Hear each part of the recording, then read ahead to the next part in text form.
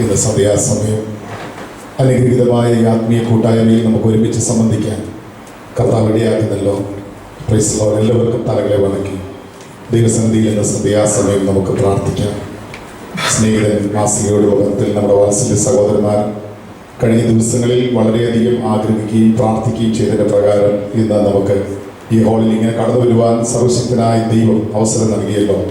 ദൈവമുമ്പാകെ നമ്മെ സമ്പൂർണ്ണമായി ഏൽപ്പിച്ചു കൊടുത്തുകൊണ്ട് ഇന്ന് സന്ധ്യാസമയം നമുക്ക് സ്തോത്രം ചെയ്ത് പ്രാർത്ഥിക്കാം. ഇന്നത്തെ ആത്മീയ കൂടിവരവ് നമുക്ക് എല്ലാവർക്കും അനുഗ്രഹവും സന്തോഷമായി തീരാൻ ദൈവത്തിൻ്റെ പരിശുദ്ധാത്മാവിൻ്റെ സഹായം നമ്മുടെ മേൽ കർത്താവ് നൽകി തരേണ്ടതിനായിട്ട് നമുക്ക് ദൈവത്തോട് പ്രാർത്ഥിക്കാം. കടന്നു വരേണ്ടത് എല്ലാ പ്രിയപ്പെട്ടവരെയും കർത്താവ് വേഗത്തിൽ കൂട്ടിവരുത്തേണ്ടതിനായിട്ട് നമുക്ക് ദൈവത്തോട് പ്രാർത്ഥിക്കാം. അനുഗ്രഹീതമായ ഈ കൂട്ടായ്മയിൽ ധാരാളം ആളുകൾ വന്ന് സംബന്ധിച്ച് അനുഗ്രഹം പ്രാപിക്കേണ്ടതിന് പരിശുദ്ധാത്മാവ് സഹായിക്കേണ്ടതിനായിട്ട് നമുക്ക് ദൈവത്തോട് പ്രാർത്ഥിക്കാം. ഇന്ന് നമ്മുടെ നടുവിൽ പാട്ടുകൾ പാടുന്ന പ്രിയ സഹോദരങ്ങൾക്കായി സ്തോത്രം ചെയ്ത് പ്രാർത്ഥിക്കാം. അനുഗ്രഹീതമായ ഒരു ആരാധന ഇന്ന് നമുക്ക് ദൈവം തരേണ്ടതിനായി. ആമേൻ. ഹല്ലേലൂയ. അനുഗ്രഹീതനായ കർത്തൃദാസൻ നമ്മുടെ നടുവിൽ വന്നിട്ടുണ്ടല്ലോ. ഇന്ന് രാത്രി ശക്തമേറിയ ദൈവിക ആലോചനകൾ, ദൈവത്തിൻ്റെ ദൂതുകൾ പ്രാപിച്ച് മടങ്ങിപ്പോകാൻ കർത്താവ് സഹായിക്കേണ്ടതിനായിട്ട് ദൈവകരങ്ങളിലേക്ക് നമുക്ക് എല്ലാവർക്കും അല്പസമയം ഏൽപ്പിച്ചു കൊടുത്തുകൊണ്ട് സ്തോത്രം ചെയ്ത് പ്രാർത്ഥിക്കാം. ഹല്ലേലൂയ. ദൈവത്തിന്റെ സ്വർഗീയ പിതാവേ, ഈ നല്ല സന്ധ്യാസമയത്തിനായി അങ്ങേ സ്തുതിക്കുന്നു, വാഴ്ത്തുന്നു. ഹല്ലേലൂയ. കർത്താവിൽ ഉറച്ച ഹല്ലേലൂയ. കർത്താവേ, വഴികൾ തീരുമാനിച്ച പ്രകാരം ഇന്ന് രാത്രികാലം ഇങ്ങനൊരു കൺവെൻഷനായി നടത്തുവാൻ ദൈവമിടയാക്കിയ ദൈവത്തെ അങ്ങേ സ്തുതിക്കുന്നു, വാഴ്ത്തുന്നു. ഹല്ലേലൂയ. കർത്താവേ, തിരു സാന്നിധ്യം ആദ്യം മുതൽ അവസാനം വരെ ഉണ്ടാകുമാറാകണമെന്ന് പ്രാർത്ഥിക്കുന്നു. കടന്നു വരേണ്ടവർ തക്ക സമയത്ത് കടന്നു വരുവാൻ, ദൈവത്തെ മഹത്വപ്പെടുത്തുവാൻ എല്ലാം കർത്താവ് സഹായിക്കുമാറാകണമേ.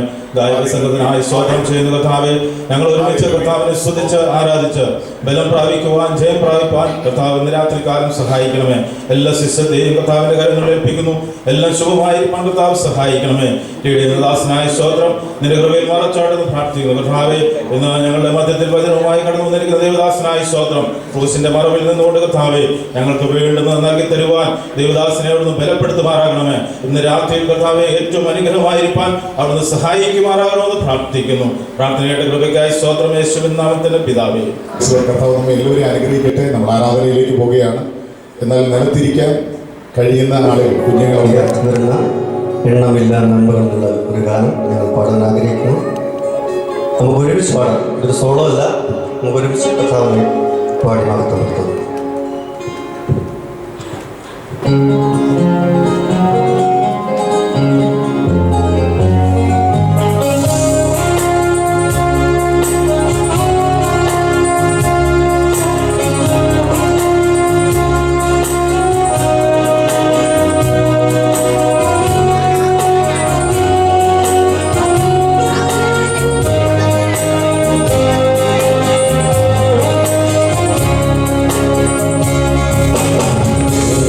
ില്ല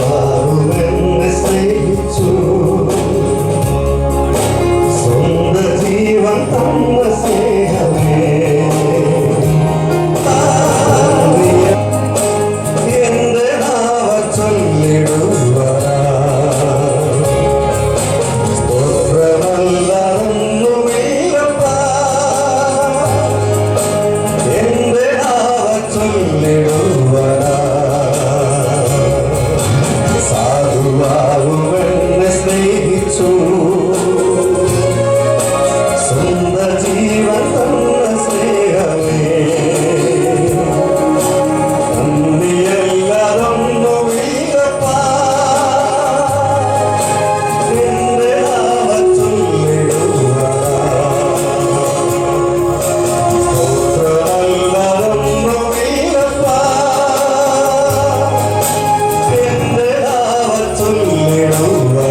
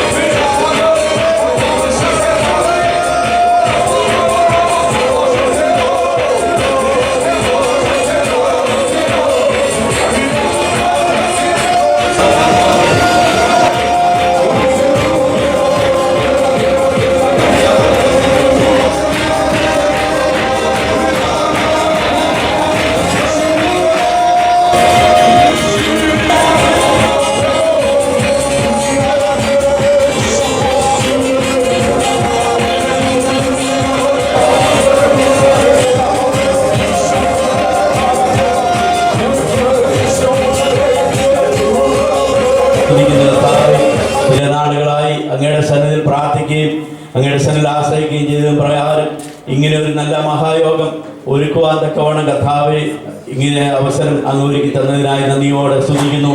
കർത്താവെ സ്നേഹിതൻ പ്രവർത്തനങ്ങൾ മിനിസ്ട്രിയോടുള്ള ബന്ധത്തിൽ കർത്താവെ ഇന്ന് രാത്രികാലം ഇവിടെ ഒരുക്കപ്പെട്ടിരിക്കുന്ന ഈ നല്ല സുവിശേഷ മഹായോഗത്തിൽ കർത്താവെ അടിയങ്ങൾ അനുഗ്രഹം പ്രാപിപ്പാൻ വേണ്ടി കടന്നു വന്നിരിക്കുന്നു. സ്വർഗീയ പിതാവേ, ഇന്ന് രാത്രികാലം അടിയങ്ങളുടെ ജീവിതത്തിൽ ഒരു അനുഗ്രഹത്തിന്റെ രാത്രിയാക്കി തീർക്കുമാറാകണമേ. അങ്ങേ ആരാധിപ്പാൻ അങ്ങ് കൃപ നൽകി നല്ല വചനം കേൾക്കുവാൻ തക്കവണ്ണം അടിയങ്ങൾ ആഗ്രഹിച്ച് വാഞ്ചയോടുകൂടി കാത്തിരിക്കുന്നു. സ്വർഗസ്വനായ പിതാവേ, അടിയങ്ങളുടെ മധ്യത്തിലേക്ക് അങ്ങ് അയച്ചിരിക്കുന്ന അങ്ങയുടെ വിലയേറിയ സത്യത്തിലൂടെ അങ്ങയുടെ ശബ്ദം അടിയങ്ങളെ കേൾപ്പിക്കുമാറാകണമേ. അത് അടിയങ്ങളുടെ ജീവിതത്തിൽ കർത്താവെ ഗുണീകരണത്തിനും ക്രമീകരണത്തിനും വിടുതലിനും കാരണമായി തീരുമാറാകണമേ. ഇന്ന് രാത്രികാലം ചില വ്യക്തി ജീവിതങ്ങൾ രൂപാന്തരപ്പെടുവാൻ, രാത്രികാലം ചില വ്യക്തി ജീവിതങ്ങൾ സൗഖ്യമാകുവാൻ, കർത്താവെ ദൈവസന്നിധിയിലേക്ക് കൂടുതലായി അടുക്കുവാൻ പരിശുദ്ധനായ പിതാവെ അങ്ങ് ക്രമീകരണങ്ങൾ ഒരുക്കുമാറാകണമേ എന്ന് പ്രാർത്ഥിക്കുന്നു. അങ്ങയുടെ ദാസനെ അങ്ങയുടെ കരങ്ങളിലേക്ക് ഏൽപ്പിച്ച് പ്രാർത്ഥിക്കുകയാണ്. പൊന്നുപിതാവെ, അങ്ങയുടെ മുറിവേറ്റതായ കരത്തിൽ അങ്ങയുടെ ദാസനെ ഏൽപ്പിക്കുന്നു. അഭിഷേകത്തിന്റെ ദൂതുമായി കർത്താവെ താൻ എഴുന്നേറ്റ് നിൽക്കുമ്പോൾ കർത്താവെ സ്വർഗീയ ശക്തി തന്റെ മേൽ പകരുമാറാകണമെന്ന് പ്രാർത്ഥിക്കുന്നു. ഇന്ന് രാത്രിക്കാലം അങ്ങയുടെ നാമം മഹത്വം എടുക്കുമാറാകണമേ. ഇന്നത്തെ എല്ലാ ശുശ്രൂഷകളും കർത്താവിന്റെ ഹിതപ്രകാരം കർത്താവിന്റെ മഹത്വത്തിനായി തീരുവാൻ ഇടയാകണം. ഇത് കർത്താവെ ഈ യോഗം ക്രമീകരിക്കുവാൻ തക്കവണ്ണം അങ്ങയുടെ ദാസന്മാരെ അങ്ങ് ബലപ്പെടുത്തിയല്ലോ. സ്നേഹിതന്റെ മിനിസ്ട്രിയോടുള്ള ബന്ധത്തിൽ കർത്താവെ കുവൈറ്റിലും വിദേശങ്ങളിലും മറ്റു രാജ്യങ്ങളിലുമായി നടക്കുന്ന എല്ലാ പ്രവർത്തനങ്ങളെയും ഓർത്ത് പ്രാർത്ഥിക്കുന്നു. കർത്താവെ അതിനുവേണ്ടി ചുമല് കൊടുക്കുന്ന അങ്ങയുടെ ദാസന്മാർക്ക് വേണ്ടി പ്രാർത്ഥിക്കുന്ന കർത്താവെ ധാരാളം മാനിക്കുകയും അനുഗ്രഹിക്കുകയും ചെയ്യണമേ. അങ്ങയുടെ നാമം ഈ ദേശത്ത് ഉയർത്തുവാൻ തങ്ങളിൽ കൂടെ ചെയ്യുന്ന എല്ലാ പേരെയും കർത്താവെ അങ്ങ് ധാരാളം പ്രതിഫലം നൽകി അങ്ങ് മാനിക്കുമാറാകണം. ഇന്നത്തെ രാത്രിയിലത്തെ യോഗം അടിയങ്ങളുടെ ജീവിതത്തിൽ ഒരു പ്രാവശ്യം കൂടെ അത് അനുഗ്രഹമായി തീരണമെന്ന് ഒരു പ്രാവശ്യം പ്രാർത്ഥിക്കുന്ന കർത്താവെ എല്ലാം അങ്ങയുടെ മഹത്വത്തിനായി തീരണം. സർവ്വമാനവും മഹത്വം അങ്ങെടുക്കണം. അടിയങ്ങൾക്ക് വേണ്ടി ജീവൻ പടിഞ്ഞ യേശുവിന്റെ നാമത്തിൽ അപേക്ഷിക്കുന്ന കേൾക്കുമാറാകണമേ. ഏകാഗ്രതയോടെ ആയിരിക്കട്ടെ. ഒരാൾ സ്റ്റേജിൽ നിന്ന് പ്രാർത്ഥിക്കുവല്ല, കടന്നു വന്നിരിക്കുന്ന ജനം ഒരുമിച്ച് ദൈവസന്നിധിയിൽ പ്രാർത്ഥിക്കാം. എല്ലാ കണ്ണുകളും അടഞ്ഞിരിക്കട്ടെ, എല്ലാ ഹൃദയങ്ങളും ദൈവസന്നിധിയിൽ ഏകാഗ്രമായിരിക്കട്ടെ, എല്ലാ നാവുകളും ചലിക്കട്ടെ. കർത്താവേ, ഞങ്ങൾ ഒരുമിച്ച് പ്രാർത്ഥിക്കുന്നു, ഒരുമിച്ച് പ്രാർത്ഥിക്കുന്നു, ഒരുമിച്ച് പ്രാർത്ഥിക്കുന്നു, ഒരുമിച്ച് പ്രാർത്ഥിക്കുന്നു. പരിശുദ്ധനായ ദൈവമേ, ഞങ്ങളുടെ സ്വർഗീയ പിതാവേ, അവിടുത്തെ ഓമനപുത്രനും ഞങ്ങളുടെ രക്ഷിതാവുമായ യേശുക്രിസ്തുവിൻ്റെ നാമത്തെ മഹത്വപ്പെടുത്തേണ്ടതിന് കർത്താവേ, ഈ സന്ധ്യയെങ്കിൽ വിവിധ സ്ഥലങ്ങളിൽ നിന്ന് ഞങ്ങൾ ഒരുമിച്ച് കൂടിയിരിക്കുന്ന കർത്താവേ, ഏക ഹൃദയവും ഏക മനസ്സും ഏക ശരീരവുമുള്ളവരായി ക്രിസ്തുവിൻ്റെ ശരീരത്തിൻ്റെ അവയവങ്ങളായി പട്ടണത്തിൽ നിന്ന് ഞങ്ങളെ തീർത്ത് ആ വലിയ ദൈവകൃപയെ ഓർത്ത് ഞങ്ങൾ സ്തോത്രം ചെയ്യുന്ന കർത്താവേ, ആമേൻ. ഈ മനോഹരമായ സന്ധ്യയെങ്കിൽ തോട്ടത്തിൽ ഇറങ്ങി വരുന്നവൻ്റെ കാലൊച്ച, അവന്റെ ശബ്ദം ഞങ്ങളുടെ ഹൃദയത്തിന്റെ അകത്തളങ്ങളിൽ ഇടിവെട്ടുന്നത് പോലെ മുഴങ്ങുവാൻ തക്കവണ്ണം ഞങ്ങളെ ഓരോരുത്തരെയും ഞങ്ങൾ ഒരുമിച്ച് പ്രാർത്ഥിക്കുന്നു. തിരുമുമ്പാകെ കടന്നു വന്നിരിക്കുന്ന ഏതൊരു ജീവിതത്തെയും രൂപാന്തരപ്പെടുത്തുന്ന ദൈവമേ, ഇന്ന് നിന്റെ ജനത്തെ നീ ആഘോഷത്തോടെ സ്നേഹിച്ച് നിന്റെ നാമത്തിന്റെ മഹത്വത്തിന് സന്ദർശിക്കണമേ എന്ന് പ്രാർത്ഥിക്കുന്നു. കർത്താവേ, രോഗികൾ സൗഖ്യമാകട്ടെ, ഭൂതങ്ങൾ വിട്ടുപോകട്ടെ. കർത്താവേ, പിന്മാറ്റക്കാർ തിരികെ വരട്ടെ. ഓരോരുത്തരും അവരുടെ ഭവനങ്ങളിൽ തിരികെ ചെല്ലുമ്പോൾ let there be an impact of gospel in their house, my Lord. ആമേൻ. ഞങ്ങളുടെ തൊഴിലിടങ്ങളിലേക്ക് ഞങ്ങൾ മടങ്ങി പോകുമ്പോൾ സുവിശേഷത്തിന്റെ ഒരു തീജ്വാലയുമായി കടന്നു പോകുവാൻ സർവശക്തനായ ദൈവം സഹായിക്കണമെന്ന് പ്രാർത്ഥിക്കുന്നു. കർത്താവേ, ഈ സംരംഭത്തെ ഞങ്ങൾ അനുഗ്രഹിച്ച് പ്രാർത്ഥിക്കുന്നു. സ്നേഹിതൻ എന്ന ഈ സംഘടന യേശുക്രിസ്തുവിന്റെ നാമത്തിൽ അനുഗ്രഹം പ്രാപിക്കേണ്ടതിന് ഞങ്ങൾ ഒരുമിച്ച് അനുഗ്രഹിക്കുന്ന കർത്താവേ, ഇതിന്റെ പുറകിൽ മാസങ്ങളോളം പ്രവർത്തിച്ച ആഗ്രഹിച്ച ദൈവഹിതപ്രകാരം തങ്ങളെ തന്നെ ഏൽപ്പിച്ചു കൊടുത്ത് അധ്വാനിച്ച എല്ലാ ചെറുപ്പക്കാരെയും ഞങ്ങൾ അനുഗ്രഹിച്ച് പ്രാർത്ഥിക്കുന്ന കർത്താവേ, പാട്ടുപാടിയതിൻ്റെ മക്കളെ അനുഗ്രഹിക്കുന്ന കർത്താവേ, വചനവുമായി കടന്നു വന്നതിൻ്റെ അഭിഷക്തനെ ഞങ്ങൾ അനുഗ്രഹിച്ച് പ്രാർത്ഥിക്കുന്നു. ഈ പട്ടണത്തിൽ ദൈവത്തിന്റെ കൃപ വ്യാപരിക്കേണ്ടതിനായി ഞങ്ങളെ തന്നെ സമർപ്പിക്കുന്നു. ദൈവനാമം മഹത്വപ്പെടട്ടെ, യേശു അപ്പച്ചന്റെ പൊന്നുനാമത്തിൽ തന്നെ. ആമേൻ. ദൈവം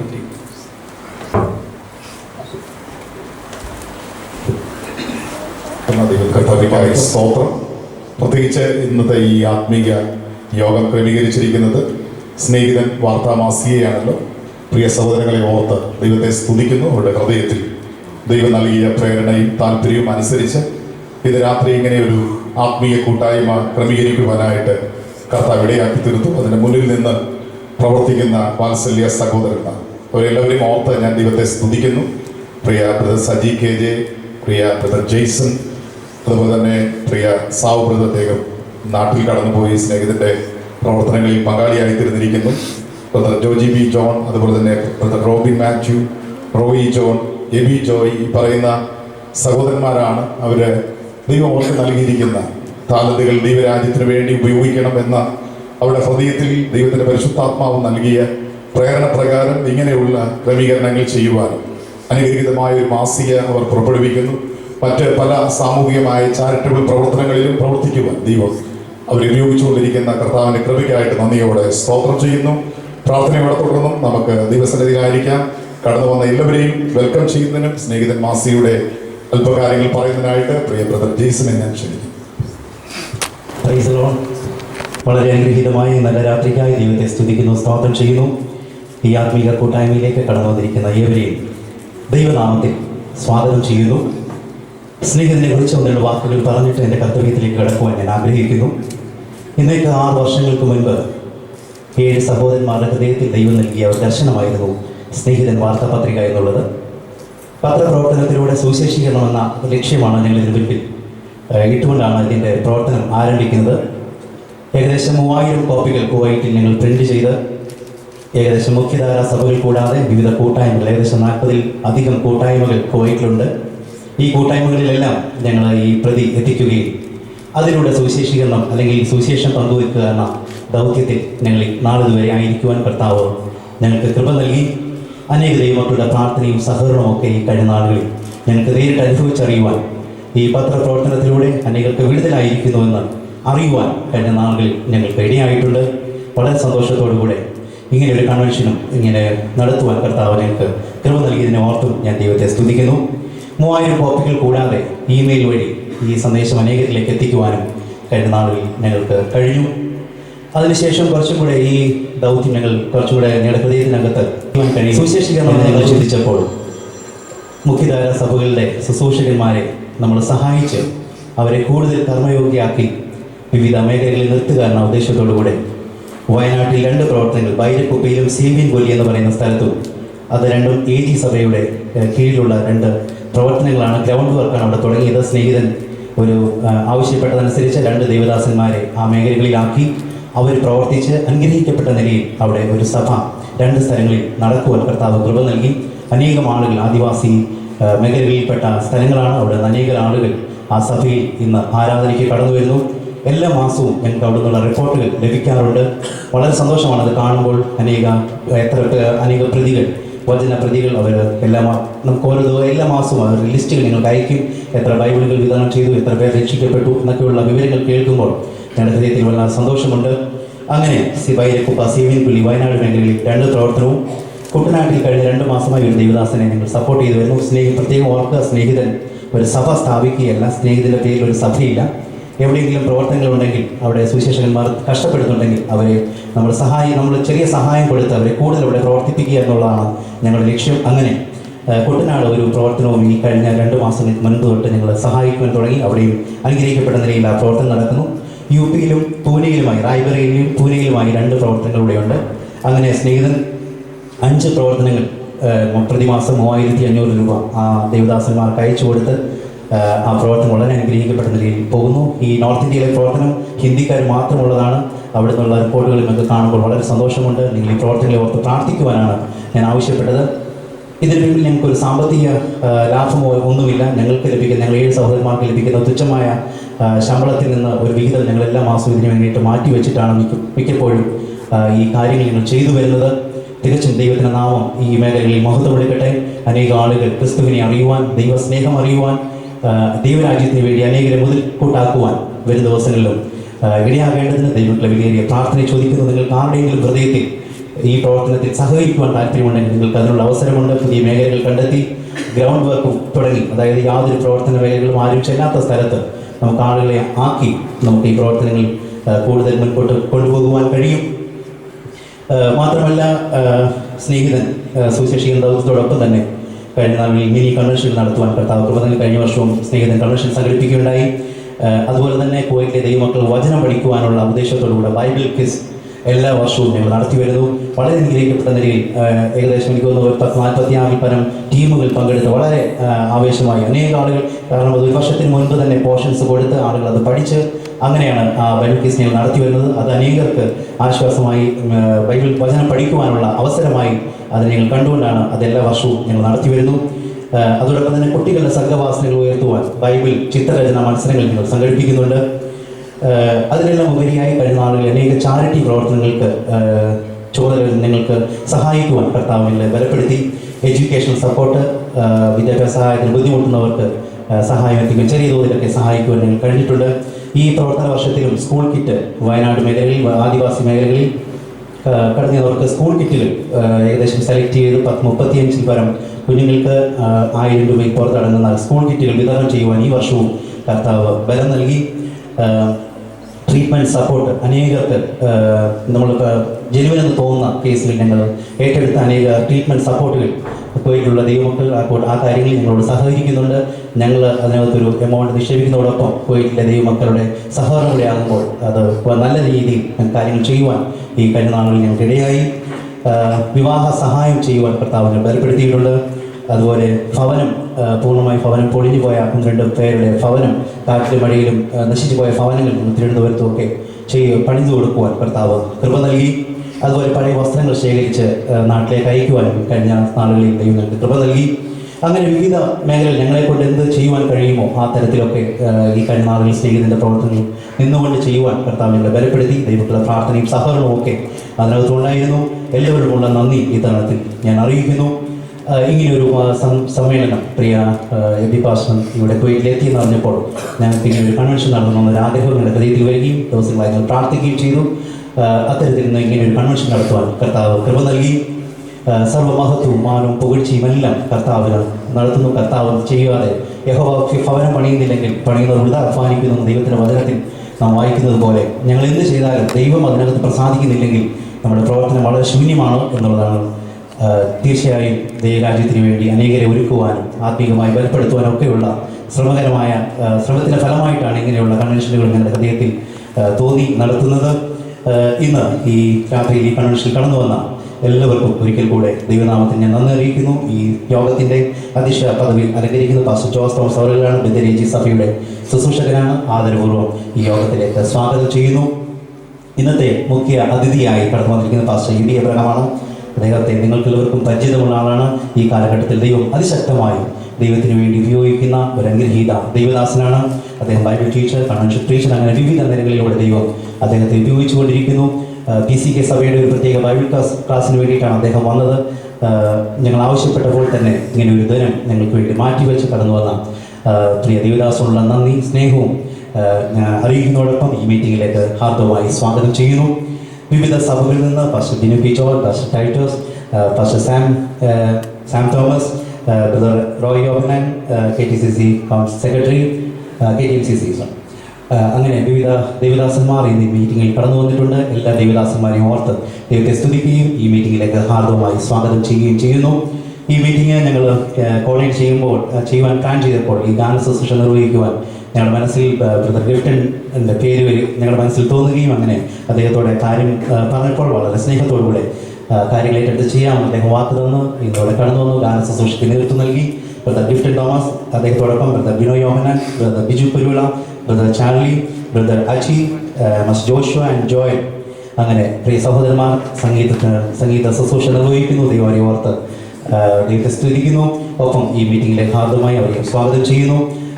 ക്യാമറ നിയന്ത്രിക്കുന്ന ബ്രദർ ജസ്റ്റിൻ, വീഡിയോ നിയന്ത്രിക്കുന്ന സാബുചായൻ, ക്രൈസ്തവ എഴുത്തുവരിക്ക് വേണ്ടിയിട്ട് ബ്രദർ ബിനു ലൈവ് പ്രോഗ്രാം ചെയ്യുന്നു. അങ്ങനെ അവരെ ഓർത്തും ഞാൻ ദൈവത്തെ സ്തുതിക്കുന്നു.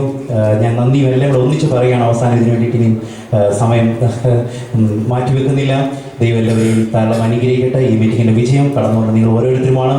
നിശ്ചയമായും നമ്മൾ ഇന്ന് രാത്രി കടന്നു വന്ന് നമ്മുടെ ജീവിതത്തിൽ വലിയ അനുഗ്രഹവും വിടുതലുമായി തീരുമെന്ന് ഞങ്ങൾ പൂർണ്ണമായി വിശ്വസിക്കുന്നു. ആദ്യയുടെ അവസാനം ദൈവ സാന്നിധ്യത്തിൻ്റെ മറവിൽ തന്നെ നമുക്കായിരിക്കുവാൻ ദിവ്യമായ സന്ദേശം നമ്മുടെ ഹൃദയത്തിൽ നിന്ന് കേട്ട് സന്തോഷം പ്രാപിച്ച് മടങ്ങിപ്പോകുവാൻ ദൈവം ഇടയാക്കട്ടെ എന്ന് ആത്മാർത്ഥമായി പ്രാർത്ഥിക്കുകയും ആഗ്രഹിക്കുകയും ചെയ്തുകൊണ്ട് എല്ലാവരെയും ഒരു പ്രാവശ്യം കൂടെ കുഞ്ഞുകുട്ടി മുതൽ ഏറ്റവും പ്രായമുള്ള ഈ യോഗത്തിൽ കടന്നു വന്ന എല്ലാവരെയും ഒരു പ്രാവശ്യം കൂടെ ദൈവ സ്നേഹത്തിൽ ദൈവനാമത്തിൽ ഞങ്ങൾ സ്വാഗതം ചെയ്യുകയും ഞങ്ങളുടെ സ്നേഹിതന് എല്ലാവർക്കും വേണ്ടിയിട്ടുള്ള നന്ദി ഈ തരണത്തിൽ അറിയിച്ചുകൊണ്ട് ഞാൻ എൻ്റെ വാക്കുകൾ ഉപസംഹരിക്കുന്നു. ദൈവം അനുഗ്രഹിക്കട്ടെ. ചുവടിക്ക്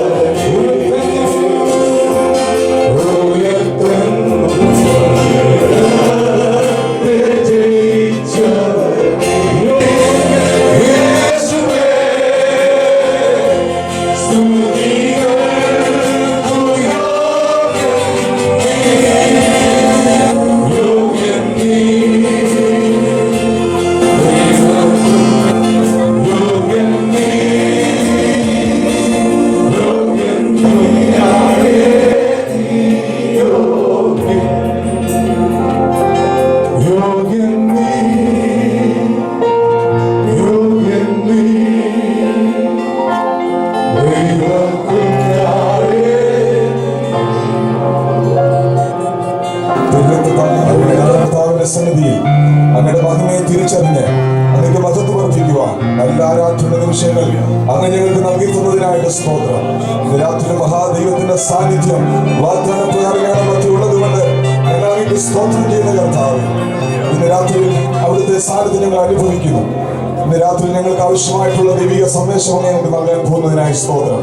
ക്രിസ്തുവിനെ രക്ഷിക്കുവാൻ ലോകത്തിൽ വന്നെന്നുള്ളത് വിശ്വാസ്യവും എല്ലാവരും അംഗീകരിക്കാൻ യോഗ്യമായ വചനമാകിയാൽ സ്തോത്രം. ഞങ്ങളുടെ മധ്യത്തിൽ കഴിച്ച കർത്തൃദാസനായിട്ട് സ്തോത്രം. ഇന്ന് രാത്രി പരിശുദ്ധാത്മാവിന്റെ ശക്തിയോടെ ബഹുനിശ്ചയത്തോടെ പൂർണ്ണ പ്രാഗൽഭ്യത്തോടെ തിരുവഴുത്തുകളെ തെളിയിച്ച് സംസാരിപ്പാൻ എന്റെ ദാസന് കൃപ നൽകേണ്ടതിനായി ഞങ്ങൾ ദൈവത്തോട് പ്രാർത്ഥിക്കുന്നു. തിരുവചന കേൾവി ഞങ്ങൾക്കത് വിടുതലായി മാറട്ടെ. ഇന്ന് രാത്രി ഏതെങ്കിലും വിഷയങ്ങളിൽ ഭാരപ്പെട്ട് വേദനയോടെ പ്രയാസത്തോടെ ആരെങ്കിലും ഈ യോഗത്തിൽ സംബന്ധിക്കുന്നുണ്ടെങ്കിൽ ദൈവത്തിന്റെ ആത്മാവിനെ സ്പർശിക്കണമേ. വചനമയച്ച് സൗഖ്യമാക്കുന്ന കർത്താവിന്റെ വചനത്തിന്റെ ശക്തി അവരിൽ വ്യാപരിക്കേണ്ട കർത്താവേ, ഈ മീറ്റിംഗ് എല്ലാവർക്കും അനുഗ്രഹമായി തീരണമേ. ദേശത്തിന് വലിയ വിടുതലിന് കാരണമാക്കണമേ. സ്നേഹത്തിന്റെ പ്രവർത്തനങ്ങൾക്കായിട്ട് സ്തോത്രം. അവരിലൂടെ ചെയ്യുന്ന എല്ലാ ദൈവിക പ്രവർത്തനങ്ങളും ഞങ്ങൾ ഓർത്ത് സ്തോത്രം ചെയ്യുന്നു. അവരിൽ അങ്ങ് ആരംഭിച്ച നല്ല പ്രവൃത്തി അവസാനത്തോളം മികയ്ക്കുവാൻ അങ്ങ് ശക്തനായിരിക്കുക സ്തോത്രം. തുടർന്നും കർത്താവിന്റെ കൃപ ഞങ്ങളോട് കൂടിയിരിക്കണമേ. എല്ലാ മഹത്വവും ഞങ്ങൾ അങ്ങേക്ക് തരുന്നു കർത്താവേ. വചനത്തിന്റെ വാതിലുകൾ തുറന്നു വന്നാട്ട് വളരെ ശ്രദ്ധയോടെ തിരുവചനങ്ങളെ ഗ്രഹിപ്പാൻ കൃപ തരണമേ. ക്രിസ്തുവിൽ ഞങ്ങൾ തികഞ്ഞവരായി തീരേണ്ടതിനെ കർത്താവെ ഞങ്ങളെ സഹായിക്കണമേ. മുഴുവൻ മഹത്വം അങ്ങേക്ക്. പ്രാർത്ഥന കേട്ടതിനാൽ ഞങ്ങൾ അങ്ങേ വാഴ്ത്തുന്നു. ഞങ്ങളുടെ കർത്താവിന്റെ രക്ഷിതാവുമായിരിക്കുന്ന യേശു ക്രിസ്തുവിന്റെ നിസ്തുല്യ നാമത്തിൽ ഞങ്ങൾ അപേക്ഷിക്കുന്നു. പിതാവേ, ഞങ്ങളുടെ പ്രാർത്ഥന കേൾക്കുമാറാകണമേ. ഇരിക്കുന്നതിന് മുമ്പ് ദയവായിട്ട് മുൻപിൽ വന്ന് പായിലിരിക്കാൻ കഴിയുന്ന ആളുകൾ കുറച്ച് പേര് മുൻപോട്ട് വന്നിരിക്കാൻ ഞങ്ങളെ ഓർപ്പിക്കുന്നു. എല്ലാവർക്കും ഇരിക്കാം. ദയവായിട്ട് അങ്ങനെ ഇരിക്കാൻ താല്പര്യമുള്ള ആളുകളെ ക്ഷണിക്കുന്നു. കർത്താവ് നമ്മെ അനുഗ്രഹിക്കുമാറാകട്ടെ. ഒരു പ്രാവശ്യം കൂടെ കർത്താവിനെ നന്ദിയോടെ സ്തുതിച്ചാൽ ഹല്ലേലൂയ. വളരെ ഹല്ലേലൂയ. Price the Lord. കരങ്ങൾ ഒരു നല്ല ഹല്ലേലൂയ പറഞ്ഞു. സുവിശേഷം അനുസരിക്കാത്തവരുടെ അവസാനം എന്താണ്? എന്തൊരു മൗനം! എന്താവുമെന്ന് ചിന്തിക്കണം. ദൈവത്തിൻ്റെ സുവിശേഷം അനുസരിക്കാത്തവരുടെ അവസാനം എന്താകും? ഈ വാക്യത്തെ ആസ്പദീകരിച്ചുകൊണ്ട് എനിക്ക് അനുവദിച്ച സമയപരിധിക്കകത്ത് നിന്ന് ഒരാത്മീക പ്രഭാഷണം നിങ്ങളുടെ പരമാർത്ഥ മനസ്സിൽ ഉണർത്താൻ കർത്താവിൻ്റെ കൃപയിൽ ആഗ്രഹിക്കുന്നു. അതിൽ സന്തോഷമുള്ളവരൊന്നുകൂടെ കർത്താവിനെ സ്തുതിച്ച്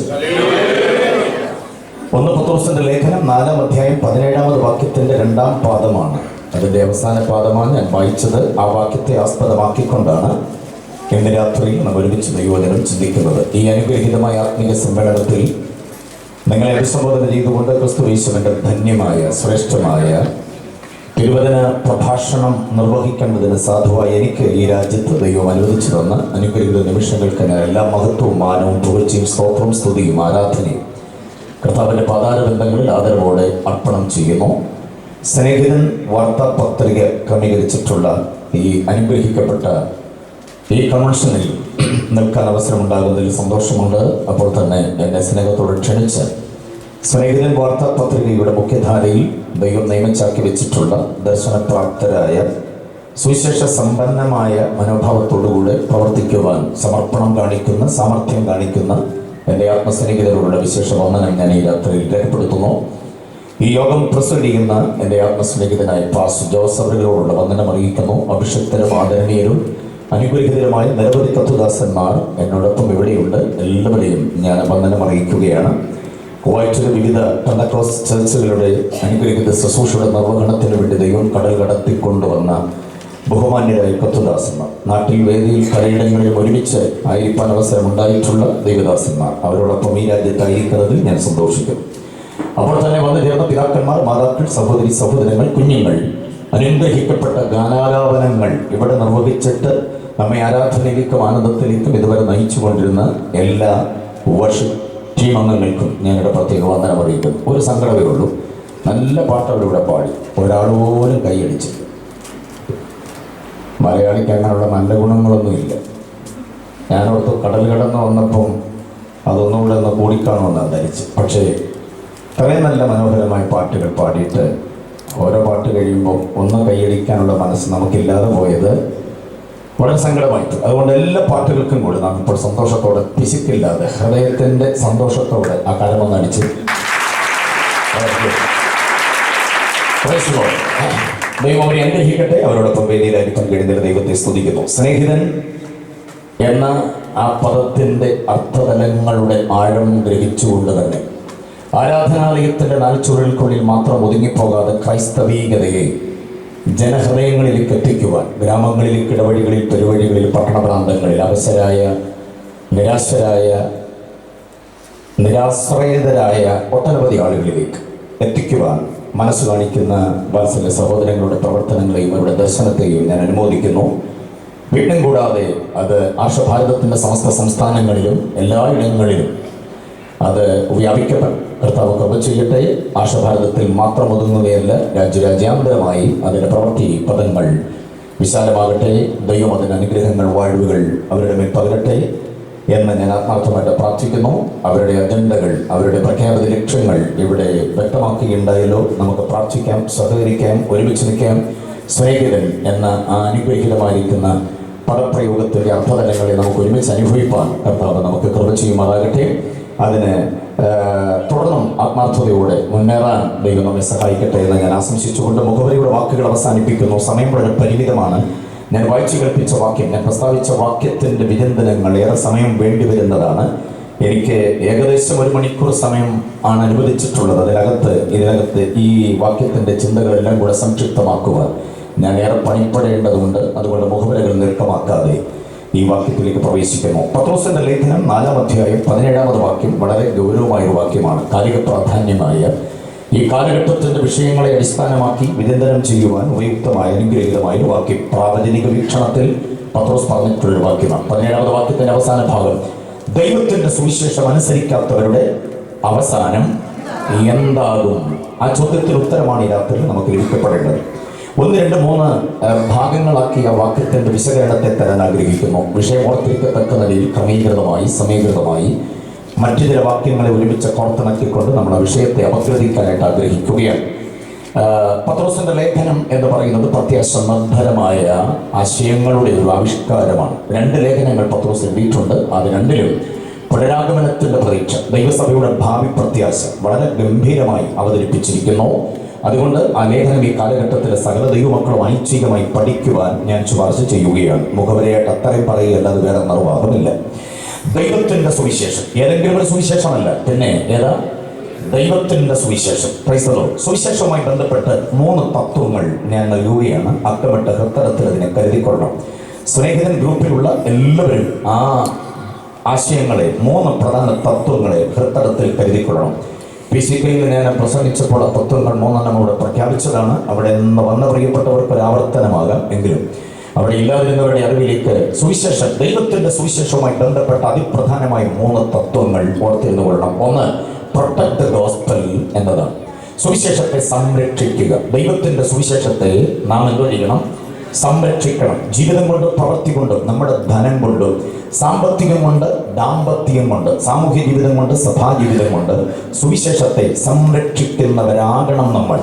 സുവിശേഷം അന്യാധീനപ്പെടാൻ അനുവദിക്കരുത്. സുവിശേഷം ഒരു 4 ചുവരുകൾക്കുള്ളിൽ മാത്രം ഒതുങ്ങിപ്പോകാൻ അനുവദിക്കരുത്.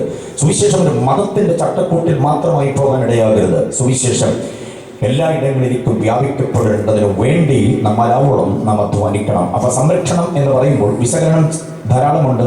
സമയത്തിന്റെ പരിമിതി കൊണ്ട് ഞാനത് വിടുകയാണ്. അപ്പൊ 1ാമത്തെ തത്വം ഓർത്തിരിക്കുക, സുവിശേഷത്തെ എന്തോ ചെയ്യണം? സംരക്ഷിക്കണം. പ്രൊട്ടക്ട് ദ ഗോസ്പൽ എന്നതാണ്. ഇനി 2ാമത്തെ തത്വമുണ്ട്, മഹത്തായ ഒരു തത്വമുണ്ട്, പ്രൊക്ലെയിം ദ ഗോസ്പൽ എന്നതാണ്. സുവിശേഷത്തെ പ്രഘോഷിക്കണം. അതാണ് അതിന്റെ നല്ല മലയാളം, പ്രഘോഷണം. വേറെ ഒന്നും പറഞ്ഞില്ലെങ്കിൽ കൂടെ നമ്മൾ അറിഞ്ഞ ഈ മഹത്തായ, ഉത്തമമായ, ഉദാത്തമായ, ഉത്കൃഷ്ടമായ, ദൈവദത്തമായ, രക്ഷാകാരണമായ, ഏത് മനുഷ്യനെയും നാശത്തിൽ നിന്ന് കാന്തികമായി കുരിശിന്റെ ചുവട്ടിലേക്ക് വലിച്ചടുപ്പിക്കുവാൻ പര്യാപ്തമായ ദൈവത്തിന്റെ സുവിശേഷത്തെ പ്രൊക്ലമേഷൻ നടത്തണം. പ്രൊക്ലമേഷൻ ഓഫ് ദ ഗോസ്പൽ എന്നുള്ളത് ഒരുപറ്റം ഉപദേശവർഗത്തെ മാത്രം ഏൽപ്പിച്ചിരിക്കുന്ന കാര്യമല്ല, രക്ഷിക്കപ്പെട്ട സകലരെയും ഏൽപ്പിച്ചിരിക്കേണ്ട കാര്യമാണ്. എത്ര പേർക്ക് അതിന് സന്തോഷമുണ്ട്? പ്രൊക്ലമേഷൻ എന്നതുകൊണ്ട് ഉദ്ദേശിക്കുന്നത് നാവ് കൊണ്ട് നടത്തുന്ന ഒരു പ്രഭാഷണം മാത്രമല്ല, ഒരു പ്രബോധനം മാത്രമല്ല. യേശുക്രിസ്തുവിനെ വല്ലവിധേനയും അവനെ കൈമാറുവാൻ നമുക്ക് കഴിയുമെങ്കിൽ അതെല്ലാം പ്രഘോഷണത്തിന്റെ ഭാഗമാണ്. വടിവത്തെ അക്ഷരത്തിൽ എഴുതി കിട്ടിയ ട്രാക്ട് കയ്യിലുണ്ടോ? അവനെ കൈമാറാൻ കഴിഞ്ഞിട്ടുണ്ടോ? ഇന്ന് വരെയുള്ള വിശ്വാസ ജീവിതത്തിന്റെ വഴിത്താരയിൽ ഒട്ടനവധി ആളുകളുമായി തട്ടിമുട്ടി ഒരുമി ഒരഞ്ഞു നടക്കുന്ന നമ്മുടെ ജീവിതത്തിന്റെ തിരക്കിനിടയിൽ യേശുവിനെ കുറിച്ച് എന്തെങ്കിലും ഒരാളോട് പറയാൻ, അറ്റ്ലീസ്റ്റ് ഒരു ബൈബിൾ മറ്റൊരാൾക്ക് കൊടുക്കാൻ നമുക്ക് കഴിഞ്ഞിട്ടുണ്ടോ? അതെല്ലാം സുവിശേഷ പ്രഘോഷണത്തിന്റെ ഭാഗമാണ്. അതിന്റെ ആർജവത്വം ഈ യോഗത്തിലുള്ള ദൈവം നമുക്ക് തരാൻ ആഗ്രഹിക്കുകയാണ്. ഏറ്റെടുക്കാൻ മനസ്സിലുള്ളവർക്കായി ദൈവത്തെ സ്തുതിക്കും. ഓക്കെ, അപ്പോൾ 2ാമത്തേത് പ്രൊക്ലമേഷൻ ഓഫ് ദ ഗോസ്പൽ അഥവാ പ്രൊക്ലെയിം ദ ഗോസ്പൽ എന്നതാണ്. ഇനി 3ാമതൊരു തത്വമുണ്ട്, അത് വളരെ ഗംഭീരമാണ്. 3ാമത്തേത് പ്രാക്ടീസ് ദ ഗോസ്പൽ എന്നതാണ്. സുവിശേഷത്തെ പ്രായോഗികമാക്കുക എന്നതാണ്. ജീവിതത്തിന്റെ സമസ്ത മണ്ഡലങ്ങളിലും, ജീവിതത്തിന്റെ ഉടയിലും നടയിലും, ജീവിതത്തിന്റെ സകലവിധ സംഭാഷണങ്ങൾ, ഭക്ഷണത്തിലും ഭാഷണത്തിലും, ഇടപാടുകളിലെല്ലാം സുവിശേഷം പ്രായോഗികമാകണം. ജീവിത വഴിത്താര സുവിശേഷാത്മകമാകണം. സുവിശേഷത്തിന് വിരുദ്ധമാകരുത്, വിഭിന്നമാകരുത്. സുവിശേഷത്തിന്റെ ഉപദേശങ്ങൾ എന്താ, അതിന്റെ തത്വങ്ങൾ എന്താ, അതിന്റെ സംസ്കാരം എന്താ, അതിന്റെ തനിമയോടുകൂടെ ജീവിക്കാൻ കഴിയുക. അതാണ് പ്രാക്ടീസ് ദ ഗോസ്പൽ എന്നത്. 3 തത്വങ്ങൾ അംഗീകരിക്കുന്നവർ കർത്താവിനെ സ്തുതിച്ചാട്ടെ. ഇത് 3 ദൈവം നമ്മെ ഏൽപ്പിച്ചിരിക്കുന്നു. അതാണ് ദൈവത്തിന്റെ സുവിശേഷവുമായിട്ടുള്ള നമ്മുടെ പ്രധാനമായ പ്രതിബദ്ധത, ദൗത്യം എന്ന കാര്യം മറക്കാതിരിക്കുക. ആ പുറത്തിൽ നിന്ന് ഞാൻ വിടകൊള്ളുകയാണ്. ഇവിടെ ദൈവത്തിന്റെ സുവിശേഷം. Price the Lord. ഇനി ഞാൻ പറയാൻ പോകുന്നത് വാക്യവുമായി ബന്ധപ്പെട്ട വിഷയത്തിന്റെ ആഴങ്ങളിലേക്ക് കയറുകയാണ്. 1ാമത്തെ ആശയം ഓർത്തിരിക്കണം, കുറിക്കുന്നവർ കുറിച്ചുകൊള്ളുക. കുവൈറ്റിലെ ദൈവമക്കൾ എനിക്ക് വളരെ താല്പര്യമുണ്ട്. പ്രസംഗം എഴുന്നേറ്റാൻ ഉടനെ ഒരു ബുക്ക് തുറക്കും. അതൊരു നല്ല ശീലമാണ്. Price the Lord. അങ്ങനെ ബുക്ക് തുറന്ന് എഴുതാൻ തുടങ്ങുമ്പോൾ ഞങ്ങൾക്ക് ആശയം ഇങ്ങനെ അനസ്യൂതമായി വന്നുകൊണ്ടേയിരിക്കും. ചിലരിന്ന് ഫോട്ടോയായിട്ട് വചനം പ്രസംഗിക്കാൻ തുടങ്ങുമ്പോൾ, അപ്പോൾ അത് കാണുമ്പോൾ ഉള്ള താല്പര്യം നഷ്ടപ്പെട്ടു പോകും. പക്ഷേ ചിലരെങ്കിലും ഇത് കേൾക്കാനുള്ള താല്പര്യത്തോടെ മനസ്സോടെ ഇരിക്കുമ്പോൾ പ്രസംഗിക്കാനുള്ള ഒരു ചേതന ഞങ്ങൾക്ക് വരികയാണ്. Price the Lord. കുവൈറ്റിലുള്ള ദൈവമക്കൾ എല്ലാവരും വചനത്തിന് വേണ്ടി ദാഹിക്കുന്നവർ, തിരക്കിട്ട ജീവിതത്തിനിടയിൽ വീണ് കിട്ടുന്ന ഇങ്ങനെയുള്ള അവസരങ്ങൾ വചനത്തിന്റെ മനോഹാരിത ആസ്വദിക്കേണ്ടതിന് വേണ്ടി വളരെയധികം വില കൊടുക്കുന്നവരും ത്യാഗം സഹിക്കുന്നവരുമാണ് നിങ്ങൾ. അതെനിക്ക് കഴിഞ്ഞ ഏകദേശം 1 മാസത്തോളമായി മനസ്സിലാകുന്നുണ്ട്. ദൈവം നിങ്ങളെ അനുഗ്രഹിക്കട്ടെ. ഓക്കെ, നമ്മൾ ആ വാക്യത്തിലേക്ക് പ്രവേശിക്കുന്നു, ചിന്തകളുടെ ആഴങ്ങളിലേക്ക് പരതുകയാണ്. 1ാമത്തെ ടോപ്പിക് എന്ന് പറയുന്നത് സുവിശേഷം, അതിന്റെ ആനുകാലിക പ്രസക്തി എന്താണ് എന്നതാണ്. സുവിശേഷ പ്രഘോഷണത്തിന്റെ ആനുകാലിക പ്രസക്തി എന്താണ്? ഈ അനുഗ്രഹീതമായിരിക്കുന്ന യുഗത്തിൽ എന്ന് പറഞ്ഞാൽ സകലവിധമായിരിക്കുന്ന സുഖക്ഷേമങ്ങളുടെ കാലത്തിൽ, ശാസ്ത്ര സാങ്കേതിക മികവുകളുടെ കാലത്തിൽ, വിദ്യാസമ്പന്നതയുടെ കാലത്തിൽ, രാഷ്ട്രീയ പ്രബുദ്ധതയുള്ള രാഷ്ട്രീയ പാർട്ടികൾ ഇൻകുലാബ് കൊണ്ടോ അതല്ലെങ്കിൽ മറ്റേതെങ്കിലുമൊക്കെ സംവിധാനം കൊണ്ട് ജനക്ഷേമപരമായ 1000 കാര്യങ്ങൾ സംവിധാനം ചെയ്തുകൊണ്ട് മുൻപോട്ട് പോകുന്ന ഈ കാലഘട്ടത്തിൽ, പ്രത്യേക ശാസ്ത്രങ്ങൾ, രാഷ്ട്രീയ മീമാംസകൾ, തത്വസംഹിതകൾ, ഇതെല്ലാമുള്ള ഈ കാലഘട്ടത്തിൽ സുവിശേഷം പ്രസംഗിക്കുന്നതിന്റെ ആവശ്യകത എന്താ? എന്തിനാ സുവിശേഷം പ്രസംഗിക്കേണ്ടത്? മനുഷ്യൻ വളർന്നില്ലേ, അക്ഷരം പഠിച്ചില്ലേ, വിദ്യാസമ്പന്നനായില്ലേ, കടൽ താണ്ടാൻ അവന് കഴിഞ്ഞില്ലേ? എന്തിന് നമ്മുടെ തലയ്ക്ക് മീതെ ചിന്നി മിന്നി കത്തിയിരുന്ന ചന്ദ്രമണ്ഡലത്തിലേക്കോ അങ്ങ് ചൊവ്വാഗ്രഹത്തിന്റെ ഭ്രമണപഥത്തിലേക്കോ ഒക്കെ നമ്മൾ വണ്ടി ഓടിച്ചു പോകാൻ നമ്മൾ പ്രാപ്തരായില്ലേ? പിന്നെന്തിനാ ഉപദേശി ഈ 2000 കൊല്ലം പഴക്കമുള്ള യേശുവിനെ പ്രസംഗിക്കുന്നതിന്റെ ആവശ്യകത എന്താ എന്നൊരു ചോദ്യം ഉണ്ടാകാം. What is the relevance of gospel in the modern century എന്ന് ചില ചിന്തകന്മാരുടെ അകത്തളത്തിൽ ഉദിച്ചു വരുന്ന ഒരാശയമാണ്. അതിന് മറുപടി പറഞ്ഞുകൊണ്ട് ദൈവത്തിന്റെ സുവിശേഷത്തിന്റെ ആനുകാലിക പ്രസക്തി എന്താണ് എന്ന് ബോധ്യമാക്കാൻ ആഗ്രഹിക്കുന്നു. ശ്രദ്ധിച്ചു കേട്ടോണം. വിവരിപ്പാൻ ഒത്തിരിയില്ല. നാട്ടിലെ പ്രസംഗം പോലെ നിന്ന് നിർത്തി കാര്യങ്ങൾ വിശദീകരിക്കാൻ ഇവിടെ എനിക്ക് ആവില്ല. ഇത് ഒരു പ്രത്യേക സമയത്ത് കൊണ്ട് കുത്തി നിർത്തണമല്ലോ. അതുകൊണ്ട് ഞാൻ അല്പം ബദ്ധപ്പാടില്ല. നിങ്ങൾ എന്നോടൊപ്പം പ്രാർത്ഥനയോടെ ഉണ്ടാകും എന്ന് കരുതുന്നു. അല്പം വേഗത്തിൽ ഞാൻ പോയാൽ ഇതാണ് ഈ പുള്ളിയുടെ ശൈലി, അങ്ങനെ ചിന്തിക്കുകയും ചെയ്യരുത്. എൻ്റെ ശൈലി ഇതല്ല. നിന്ന് നിർത്തി ശാന്തമായിട്ട് പറയുകയാണ്. പക്ഷേ ഈ 1 മണിക്കൂർ സമയത്തിനകത്ത് എന്തൊക്കെ പറയാൻ പറ്റുമോ അതെല്ലാം കൂടി ഇതിനകത്ത് വാരി നിറയ്ക്കാൻ വേണ്ടി ഞാൻ പെടുന്ന പാടാണ് ഈ കാണുന്നത്. മനസ്സിലായല്ലോ? അതുകൊണ്ട് പ്രാർത്ഥനയോടെ നിങ്ങൾ എന്നോടൊപ്പം ഉണ്ടാകണം. ആനുകാലിക പ്രസക്തി എന്താ സുവിശേഷത്തിൻ്റെത്? എന്തിനാ സുവിശേഷം പ്രസംഗിക്കുന്നത്? സുവിശേഷം പാടുന്നത് എന്തിനാ? സുവിശേഷം എഴുതി കൊടുക്കുന്നത് എന്തിനാ? വ്യക്തിഗത സുവിശേഷീകരണത്തിൽ പങ്കാളിയാകുന്നതിന്റെ ആവശ്യകത എന്താ? 3 കാര്യങ്ങൾ ഓർത്തിരുന്നു. ശാസ്ത്രം എത്ര പുരോഗമിച്ചാലും, മതം കൊണ്ട് ഇവിടെ എത്ര പ്രബുദ്ധത ഉണ്ടാക്കിയെന്ന് വന്നാലും, രാഷ്ട്രീയ പാർട്ടികൾ എത്രമാത്രം ഇവിടെ സമരസന്നാഹങ്ങൾ കൊണ്ട് കാര്യങ്ങൾ നേടിയെന്ന് വന്നാലും, ഞാനിനി പറയാൻ പോകുന്ന 3 കാര്യങ്ങളെ പിഴുതു കളയുവാൻ ഒരു പാർട്ടിക്കും കഴിയില്ല, ഒരു നേതാവിനും കഴിയില്ല. 5 കൊല്ലം മാറി മാറി വരുന്ന നമ്മുടെ രാജ്യത്ത് ഒരു നേതാവിനെ കൊണ്ടും പറ്റില്ല. ഏതാണ് 3 കാര്യം? 1, 2, 3 അക്കമിട്ട് പറയുന്നു. 1 അനാത്മീയത, 2 അധാർമികത, 3 അസാൻമാർഗീകത. 3 പദങ്ങൾ കേട്ടോ. കടൽ കിടന്നപ്പോൾ മലയാളത്തിന്റെ നല്ല പദങ്ങൾ മറന്നിട്ടില്ലെന്ന് വിശ്വസിക്കട്ടെ. അഥവാ മറന്നവർക്കൊന്നൊരു ഓർമ്മ പുതുക്കലിന് വേണ്ടി പറയുക. ഒന്നാമത്തേത് അനാത്മികത. എന്താ അനാത്മികത? ദൈവരാഹിത്യം. സത്യദൈവവുമായി ബന്ധമില്ലാതെ, ദൈവം ഉണ്ടെന്ന് പോലും വിശ്വസിക്കാൻ കഴിയാതെ, അഥവാ പറഞ്ഞാൽ ദൈവത്തെക്കുറിച്ച് പറഞ്ഞാൽ കേൾക്കാൻ താല്പര്യമില്ലാതെ, ദാഷ്ട്യം, ധിക്കാരം, താൻപോരിമ, തന്നിഷ്ടം, അഹങ്കാരം, അതോടുകൂടെ മുൻപോട്ട് പോകുന്ന ആളുകൾ. മനസ്സിലാകുന്നുണ്ടോ? എനിക്കൊരു ദൈവത്തെ വേണ്ട. കാരണം എൻ്റെ കീസിൽ കാശും, എനിക്ക് ദിനാറുണ്ട്, റിയാലുണ്ട്, ദർഹംസ് ഉണ്ട്, യൂറോ ഉണ്ട്, ഡോളർ ഉണ്ട്, റുപ്പീസ് എൻ്റെ കയ്യിലുണ്ട്, നീണ്ടു പറഞ്ഞ് കിടക്കുന്ന എസ്റ്റേറ്റ് എൻ്റെ കൈവശമുണ്ട്. പിന്നെന്തിനാ എനിക്കൊരു ദൈവം? എൻ്റെ പോക്കറ്റിൽ കിടക്കുന്ന മൊബൈൽ ഞാൻ എടുത്ത് 10 നമ്പരോ 14 നമ്പരോ 11 നമ്പരോ ഡയൽ ചെയ്താൽ മറുതലക്കിൽ എനിക്ക് മന്ത്രിയെ കിട്ടും. മുഖ്യമന്ത്രി വേണോ, പോലീസ് ഉദ്യോഗസ്ഥനെ വേണോ, ആരെ വേണമെങ്കിലും എനിക്ക് കിട്ടും. ആ നിലവാരത്തിൽ ജീവിക്കുന്ന എനിക്കെന്തിനാ ഒരു ദൈവം എന്ന ചിന്തയോടുകൂടെ പോകുന്ന വല്ലാത്തൊരു നിലപാട്. ഇതിനെ എന്തോ പറയാം? അനാത്മീകത എന്ന് പറയാം. വിദ്യാഭ്യാസ സിലബസ് നോക്കിക്കും നമ്മുടെ കുഞ്ഞുങ്ങൾ ബാഗിനകത്ത് കുത്തി നിറച്ച പുസ്തകത്തിനകത്ത് ദൈവവിചാരമുണ്ടോ? കുവൈറ്റിലെ പുസ്തകം എങ്ങനെയാണെന്ന് എനിക്ക് അറിയത്തില്ല. ഇവർക്ക് സ്കൂബി ഡേ ആണോ വേറെ ഏതെങ്കിലും ഡേ ആണോ എന്നറിയില്ല. ഞാൻ പച്ച മലയാളത്തിന്റെ ഭാഷയിൽ നിന്നുകൊണ്ട് പറയുകയാണ്. ഓക്കെ, അതിനകത്ത് വാരി നിറച്ച പുസ്തകങ്ങൾ ദൈവവിചാരമില്ല, ഈശ്വരനെ കുറിച്ചില്ല. ഈ ബ്രഹ്മാണ്ടകളാകത്തെ നിർമ്മിച്ച സാക്ഷാൽ പടച്ച തമ്പുരാനാണെന്നും ആ ദൈവത്തിന്റെ മക്കളാണ് നാമെന്നും അവന്റെ വ്യവസ്ഥാപിതമായ കൽപ്പനകൾ, ചട്ടങ്ങൾ, വിധികൾ, പ്രമാണങ്ങൾ എന്നിവ ആചരിച്ചെങ്കിൽ മനുഷ്യന് നിത്യമോക്ഷം ഉണ്ടാകൂ, മുക്തി ഉണ്ടാകൂ, സായുജ്യം ഉണ്ടാകൂ എന്ന വീണ്ടും വിചാരമൊന്നും പുസ്തകത്താളിൽ പോലുമില്ല. യേശു ഒരുമാതിരി പ്രേതമാണെന്ന് എഴുതി വെച്ച പുസ്തകം ആർഷഭാരതത്തിന്റെ വകയാ. അറിയാമോ? പുത്തൻ ഗവൺമെന്റിന്റെ വകയാ. യേശുവിനെയും യേശുവുമായി ബന്ധപ്പെട്ട ചിന്തകളെയും പാഠപുസ്തകത്തിൽ നിന്ന് കുത്തിക്കളയുവാൻ ശ്രമിക്കുന്ന വിദ്യാഭ്യാസ വകുപ്പ്. ഇതെല്ലാം തെളിയിക്കുന്നത് അനാത്മീകത മുഴച്ചുമുറ്റിരിക്കുന്നു എന്നതാ. എത്ര പേർക്ക് മനസ്സിലായി പറഞ്ഞത്? അനാത്മീകത. ഈ അനാത്മീകത പ്രവണതയിൽ നിന്ന് മനുഷ്യനെ ദൈവീകതയിലേക്ക് കൊണ്ടുവരുവാൻ, അത്യാത്മികതയിലേക്ക് കൊണ്ടുവരുവാൻ സുവിശേഷ പ്രസംഗമല്ലാതെ വേറെ ഒരു മാർഗവുമില്ല. അതുകൊണ്ടാണ് സുവിശേഷം പറയണം, പാടണം, സുവിശേഷം കൊടുക്കണം എന്നീ പറയുന്നത്. മനസ്സിലായവർക്കായി ദൈവത്തെ സ്തുതിക്കും. 2ാമത്തെ പദം ഓർമ്മയുണ്ടോ? എന്താ? അധാർമികത. എന്താണ് അധാർമികത? തുറന്നു പറയാം. കുത്തഴിഞ്ഞ ലൈംഗികത, അഭാസത്തരങ്ങൾ, ഭോഗാനുസമായ ജീവിതത്തിന്റെ നിലപാടുകൾ കണ്ടില്ലേ? അതാണ് അധാർമികത.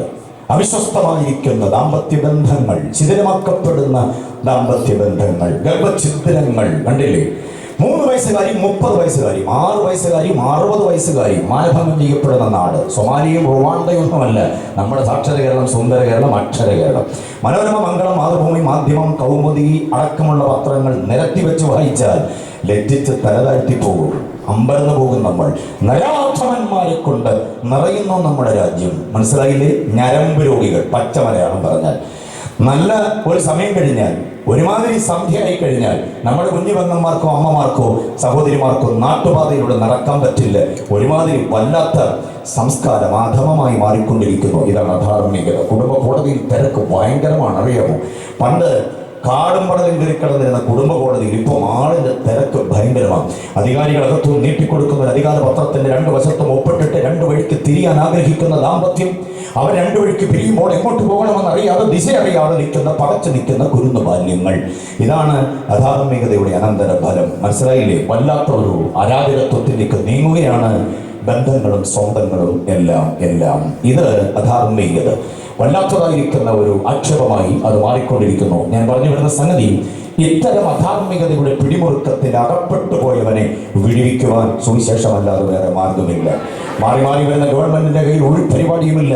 5 വത്സര പദ്ധതികൾ, ദശവത്സര പദ്ധതി എന്നൊക്കെ പറഞ്ഞ് ഒത്തിരി പരിപാടിയുണ്ട്. അതിനകത്തൊന്നും വർഷാവർഷങ്ങൾ അവതരിപ്പിക്കപ്പെടുന്ന ബഡ്ജറ്റിനകത്തും അധാർമികതയ്ക്ക് പരിഹാരം ഒന്നും പറയുന്നില്ല.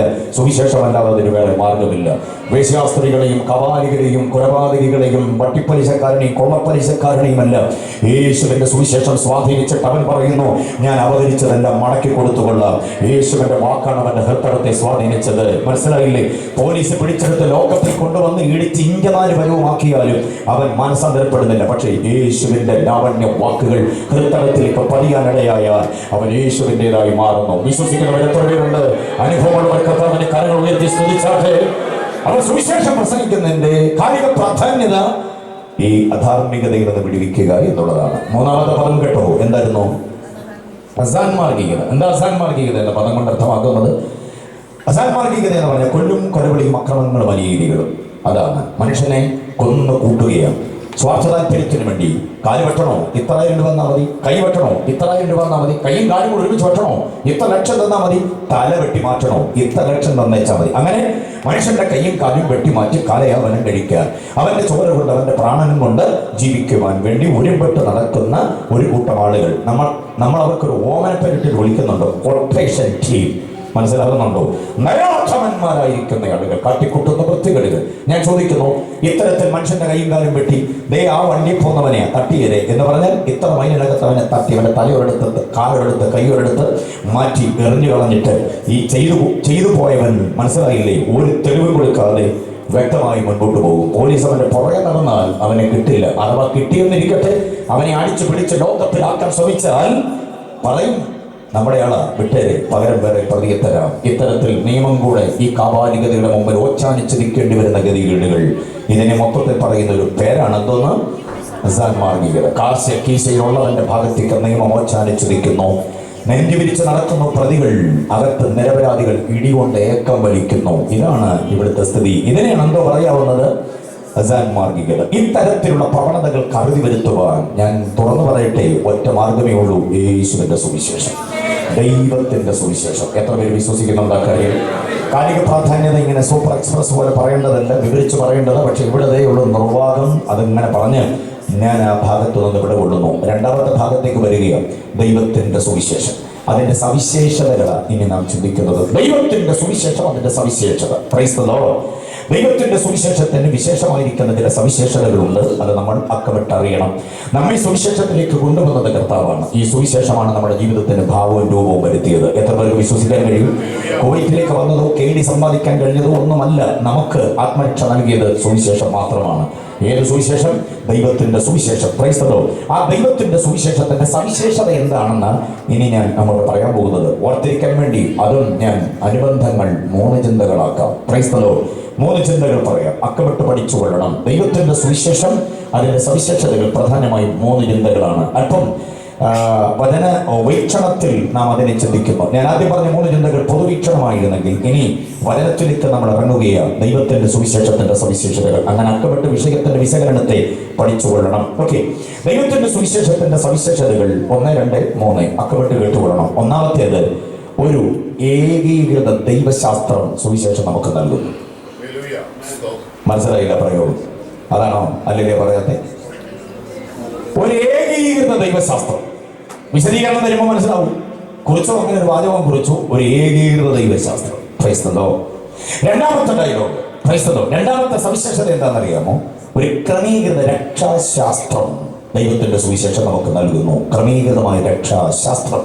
ഓക്കെ, അടുത്തത് മൂന്നാമത്തേത് തികവുറ്റ ഒരു ഭാവികാല ശാസ്ത്രം. തികവുറ്റ ഒരു ഭാവികാല ശാസ്ത്രം. പ്രസംഗം ഓർത്തിരിക്കേണ്ടതിന് വേണ്ടിയാണ് ചിന്തകൾ ഇങ്ങനെ അക്കമിട്ട് പറഞ്ഞു മുൻപോട്ട് പോകുന്നത്. ഹല്ലേലൂയ. അതിനെ ആഴത്തിൽ നിങ്ങൾക്ക് പഠിക്കാൻ കഴിയണം. പ്രബുദ്ധ മനസ്സുള്ളവരാണ് നിങ്ങൾ, വചന പരിജ്ഞാനമുള്ളവരാണ് നിങ്ങൾ.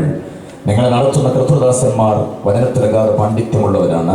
പുതുതായി കടന്നു വന്ന ദൈവദാസന്മാരെല്ലാവരും കേരളത്തിൽ വേദികളിൽ നിന്ന് വേദികളിലേക്ക് കരുത്തോടെ പ്രയോജനപ്പെടുന്ന അതിശക്തന്മാരായവരാണ്. അവരിലൂടെയൊക്കെ നിങ്ങൾ വചനത്തിന്റെ പൊരുളുകൾ തിരിച്ചറിയുന്നവരാണ്. അതുകൊണ്ട് ഈ ചിന്തകൾ പറഞ്ഞാൽ ബാക്കിയുള്ള ആലോചനകളെ പഠിച്ചെടുക്കുവാൻ നിങ്ങൾക്ക് അവസരങ്ങൾ ഉണ്ടാകും. ഓരോന്നിനെ നമ്മൾ വിശകലനം ചെയ്യുന്നു. ഒന്നാമത്തെ ചിന്ത എന്താ പറഞ്ഞേ? ഏകീകൃത ദൈവശാസ്ത്രം എന്ന് പറഞ്ഞാൽ ശ്രദ്ധിച്ചോ, ദൈവത്തിന്റെ സുവിശേഷം എന്ന് പറയുന്നത് കുറേയേറെ ദൈവങ്ങളെ നമ്മുടെ മുമ്പിലേക്ക് വായിട്ടിട്ട് ഇഷ്ടമുള്ളതിനെ സ്നേഹിച്ചു, ഇഷ്ടമുള്ളതിനെ പ്രണമിച്ചു, ഇഷ്ടമുള്ളതിനെ ആരാധിച്ചു എന്ന് പറയുന്ന ഒരു നയമല്ല. പിന്നെ ഒരൊറ്റ ദൈവത്തെ, ഹല്ലേലൂയ, ഒരൊറ്റ ദൈവത്തെ ആരാധിക്കുക, ഒരൊറ്റ ദൈവത്തെ സ്നേഹിക്കുക നമ്മെ പ്രേരിപ്പിക്കുന്ന ഒരു മഹത്തായ സംഗതിയാണ് ദൈവത്തിന്റെ സുവിശേഷം. ഹല്ലേലൂയ. ഒട്ടനവധി ദൈവങ്ങൾ ഇവിടെയുണ്ട്. മതങ്ങൾ ഇവിടെ കാണിക്കുന്ന ഒരു ദൈവങ്ങളെയല്ല, ഒരു ദൈവത്തെയല്ല, ദൈവങ്ങളെയാണ് കാണിക്കുന്നത്. വിവിധ ശക്തികൾ, വിവിധ രൂപങ്ങൾ, വിവിധ ഭാവങ്ങൾ, ഉദ്ദിഷ്ട കാര്യങ്ങളുടെ നിർവഹണത്തിന് വേണ്ടി പല ഇടങ്ങളിലേക്ക് നമ്മെ ഓടിക്കുന്നു. ഉണ്ടോ?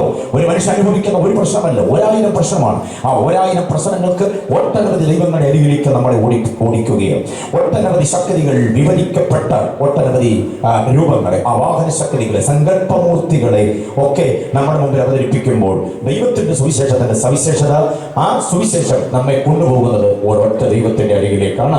ഹല്ലേലൂയ. ആ ദൈവം ആരാണെന്ന് നമ്മൾ അറിയണം. ആ ദൈവം ആരാ? വായിക്കാൻ ഒരു വാക്യം, അനുഗ്രഹീതമായിരിക്കുന്ന ഒരു വാക്യമുണ്ട്.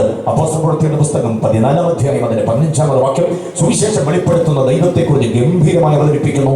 ആ വാക്യം നമ്മുടെ ഹൃദയത്തിൽ നിന്ന് മാഞ്ഞു പോകരുത്. 14-15.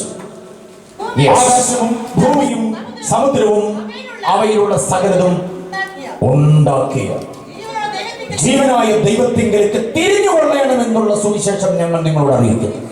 ഓ, ഒരു സ്വത്രം പറഞ്ഞിട്ടുണ്ടോ?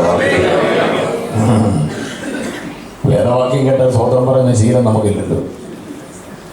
ഞാൻ ഇടയ്ക്കിടയ്ക്കൊക്കെ യോഗത്തിന് പോകുന്ന വഴിക്ക് മതപ്രഭാഷണ പരമ്പര, ഇസ്ലാമിക് മതത്തിന്റെ പ്രഭാഷണ പരമ്പര കേൾക്കാറുണ്ട്. ഇടയ്ക്ക് വണ്ടി നിർത്തി അല്പസമയം അവരുടെ ആ വാക്കുകൾ കൊണ്ട് ഇങ്ങനെ അമ്മാനമാടുന്ന പ്രഭാഷണത്തിന്റെ ആ ഒരു ഈണവും താളവും എനിക്ക് ഭയങ്കര ഇഷ്ടമാണ് മലയാളത്തിൽ. അപ്പോൾ അത് അല്പസമയം നിർത്തി കേൾക്കാറുണ്ട്. അപ്പോൾ ഇടയ്ക്ക് പ്രഭാഷകൻ ഖുർആനിൽ നിന്നൊരു വേദസൂക്തം അങ്ങോട്ട് പറഞ്ഞ് തീർന്ന ഉടനെ ഇരിക്കുന്ന ജനത മുഴുവനും കൂടെ ആമേൻ എന്ന് പറയും. അതൊരു നല്ല ശീലമാണ്. നമ്മൾ എത്ര വലിയ വാക്യം പറഞ്ഞെന്ന് പറഞ്ഞാലും ഒരാമേനും ഇല്ല.